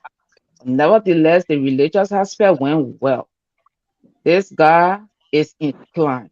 This guy knows some part of the Bible, not all. He elaborated on some things that are true and some that weren't true. But let me speak to my Liberian women and all the women around the world concerning this guy. He just made it clear when I asked him a question. He told me and he told you all that he will never ever stop using profanities against women. He right there said when he's causing Mary, it doesn't mean it's matter. And I believe when profanities are used on one woman, it goes down to all the women around the world. So, ladies, those that follow him, I know they like him, I know they enjoy what he do. Get used to it if you bother with him and just pass because he said he's never going to stop. That's who he is, and what I am is what I am. And to everybody that was watching, I see people healing Prophet Key, people even hurrying us up. You hurry up, we gotta go one carry our prophet. I mean, we got individual differences when it comes to socializing. We have different backgrounds, different characters, and everybody exhibit what they came up with.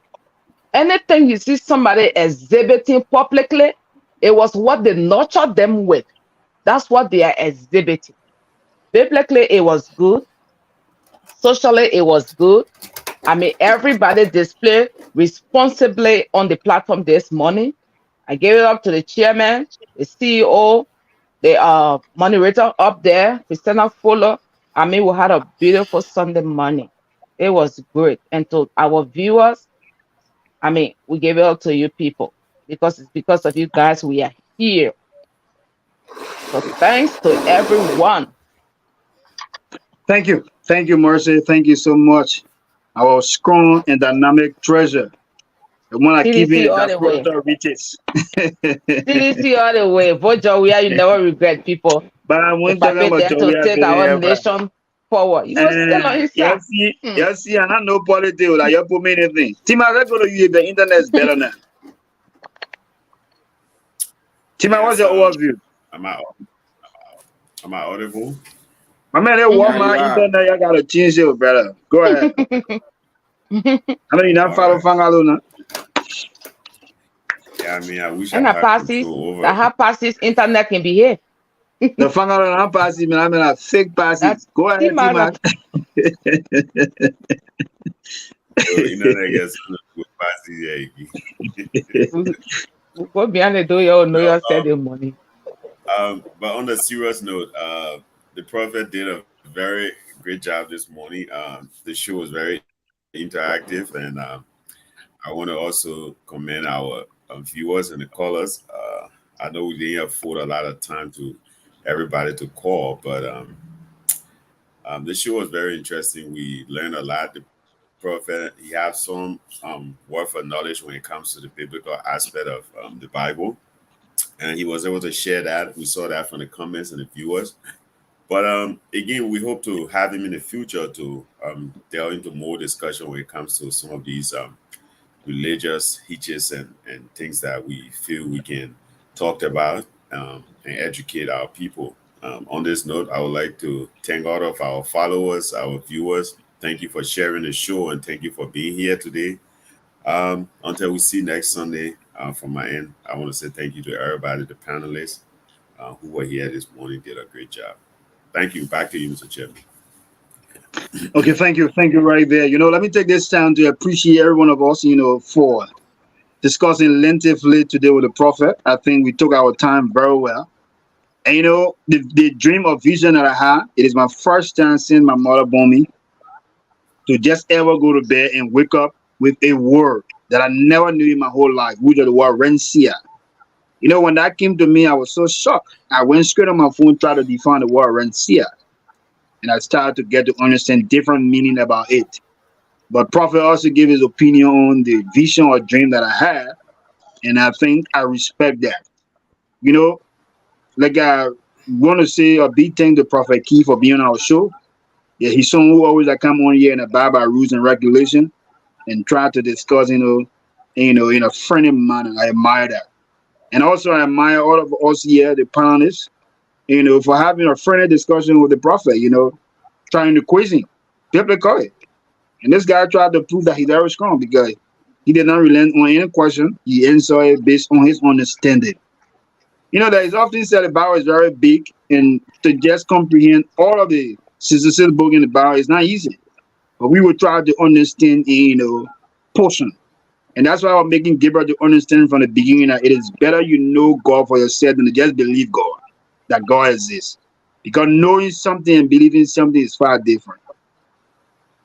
So let us know God for ourselves. How do we know God for ourselves? It's by reading the Bible, digesting and understanding very well all scriptures or most scriptures. Prophet Key talk about evil.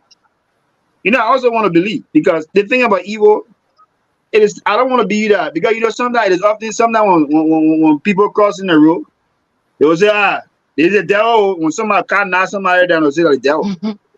And I think there was a joke that came out one time at the devil. There was a child crossing the road, and then the devil was saying, y'all can't take the child from here before can't knock the child down, you'll say that the devil.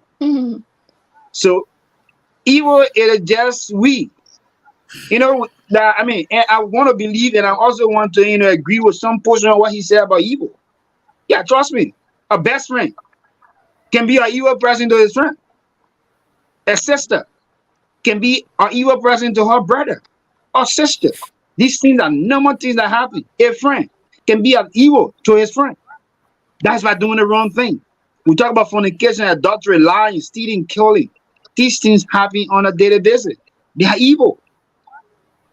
And like you talk about our atomic bomb, why would America decide to create something that would destroy the whole world? How do you call that? That's evil. But they are keeping it as a defense. That's one of the reasons you see North Korea is one of the tough countries in the world. That little boy who is a king, he has something that the whole world is afraid of. How do you consider that? That's evil. But he using it as a self-defense. And that's why you see no country in the world, as great as America is, they cannot get walk on that guy easily. Because they know he has something very dangerous. How do you consider that to be? That's evil. So I want to agree with him to a certain point, when you talk about evil. And also with the issue of tithe. Hope we can take our time to read very well. Because that's some of the same thing I practice at times as a Christian. When I get my tithe and offering, I try to help people back home. Buy a bag of rice, tigisu, oil, and share to people within the community. Because if I pay that money to the church, that money go right in the pastor's pocket. Look around us today. All of our, I listened to this guy, what his name is, Professor Lumumba. He said, if you want to get rich very fast, open a church or be a politician. We see all of the churches now, pastors are driving luxury car. Go and see pastor homes these days. See the clothes they wear. But look at the members in the church. You know how many orphans in our church? How often do you see the churches provide food for a member?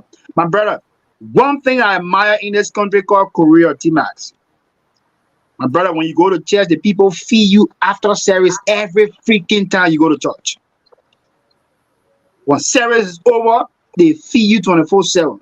There were some other church people I encountered a few days, my brother.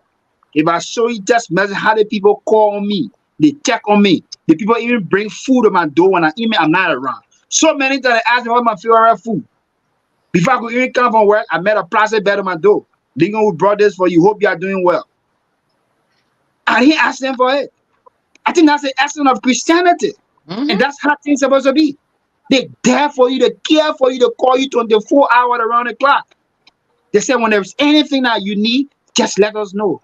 But we don't see these things happening in our churches from Africa. They are not none of this thing. No. They are Church of Jesus Christ. It's not none of this thing. No, it's not Latter-day Saint. I know what you're talking about. No, Latter-day Saint. There's not Latter-day Saint. You go to the Latter-day Saint church, No, Chris? Church of Jesus Christ, Latter-day Saint. No. No, I mean maybe I'm calling a name wrongly, right? But they're not Latter-day Saint. It's different but these people are there for you all of the time, my brother. I'm telling you, I got things that the people have delivered on my door without me asking for it.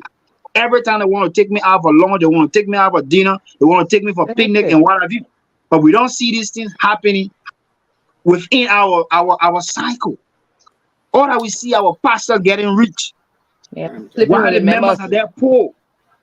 They are not helping the members to grow. But you see these people, they try to help all of the members. If you don't have job, they will provide job for you. If you have to go to school, you don't have money to go to school, they will help you. All of these discussions they have with you. You are foreigner, you're in this country. How do you go to school? How do you pay your house rent? They ask you all of these questions because they say we are here to help you. That is the love of Christ. These are things that make you to understand. So to conclude on the note, gentlemen, we had a wonderful discussion, and I wish we can do this all of the time. You know, it is not all the time we discuss politics. Sometimes we go on social issue. We have a specific topic. We have a guest who, you know, is more focused within our social aspect. We bring them on, or maybe a doctor or philosopher, you know, just like that, and we have a kind of a friendly discussion. Let our platform not just be all about politics, you know, because trust me, in the Diaspora Talk, we have close to 40,000 people following us all around the world. It's not all of these people that are interested in politics. Some interested in religious discussion, social discussion, entertainment, and what have you. As time goes by, maybe we'll try to bring artists on here or comedians on here, interview them, get to know their projects and what have you. So on this note, gentlemen, thanks for being on here to our audience. We appreciate every one of you. Please follow the Diaspora Talk both on YouTube and on Facebook. Share our broadcast all the time. You guys have a wonderful brand new week. And we have a wonderful discussion today, gentlemen. Thank you all. Have a nice time. Over to you, Gabriel. Thank you, Chairman. All right. So I would like to say, wow. Who could I believe I'll make it this far? Dreams do come through. To most people, this is the end of the road. To me, this is a new beginning. LIB, stand up.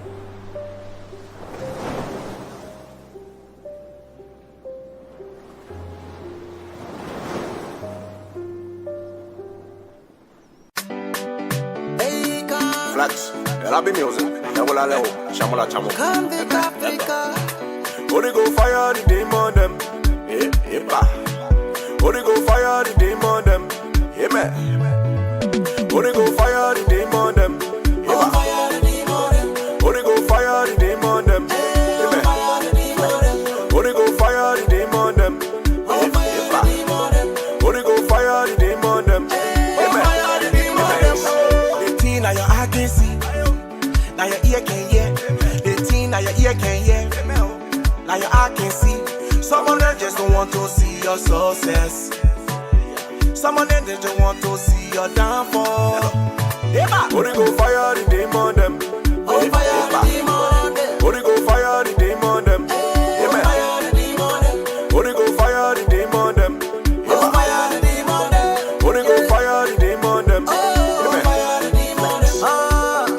You see, I just want the best for you, and I hope you just want the best for me too.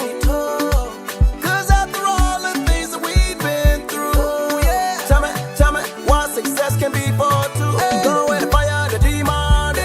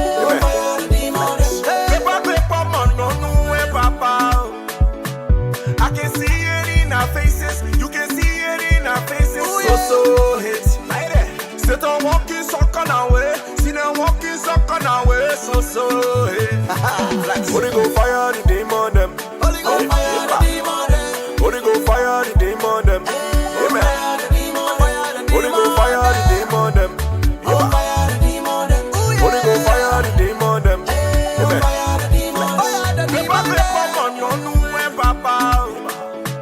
Paper man no know papa. Holy go fire the demon them. Holy go fire the demon them. Amen. Holy go fire the demon.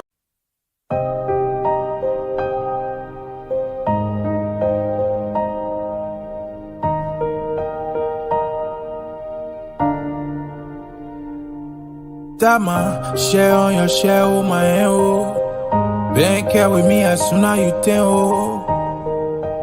Clip all your phone. I didn't have a reason to leave you, show me the way, and I'm grateful for everything that you did. You never ever play me low. See, I'm not worthy of your grace. I'm not worthy of your blessings. Still, you not close me, oh. Still, you not give up on me. I call you my doctor, my bro, my brabio. See your man, les on, les gomo. Nangla, you hella bo. Le call you Elohim, Yeswa, Tato. Like you, le one can win all the battle. You give me more reason to pray. God don't give up on me. God don't give up on me.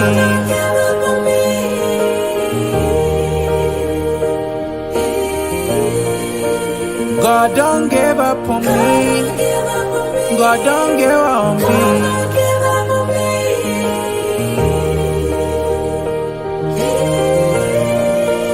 God don't give up on me. God don't give up on me.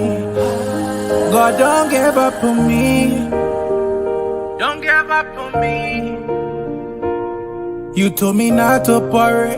Wish you give you thanks and praise. I capele kuwa speo. Me I understand the trail. Me I give it all to you. Give it all to you. And I got friend to say. Glipper, you lead the way. You told me call on you, call on you, call on you. I just need to kneel and pray. Like you get it final say, oh. God, don't give up on me. Don't give up on me.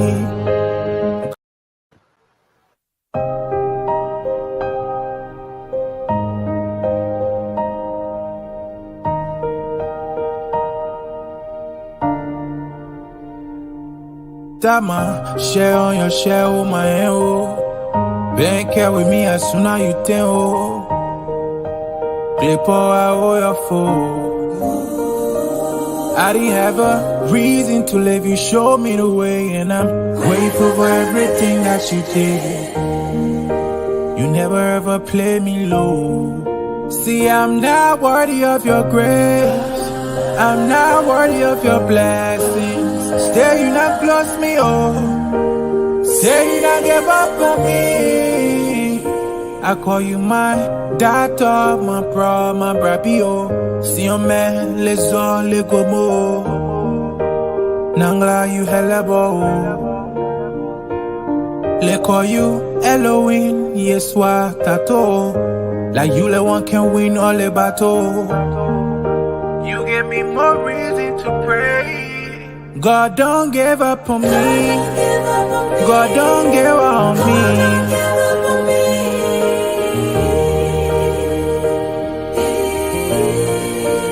God don't give up on me.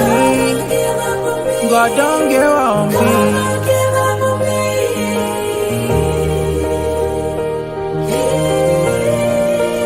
God don't give up on me. God don't give up on me. God don't give up on me. Don't give up on me. You told me not to worry. Wish you give you thanks and praise. I capele kuwa speo. Me I understand the trail. Me I give it all to you. Give it all to you. And I got friend to say. Glipper, you lead the way. You told me call on you, call on you, call on you. I just need to kneel and pray. Like you get it final say, oh. God, don't give up on me. Don't give up on me. God, don't give up on me. Don't give up on me. God, don't give up on me. Don't give up on me. God, don't give up on me. Don't give up on me. See, God, don't give up on me. I beg you, don't give up on me. Please don't give up on me. Don't give up on me.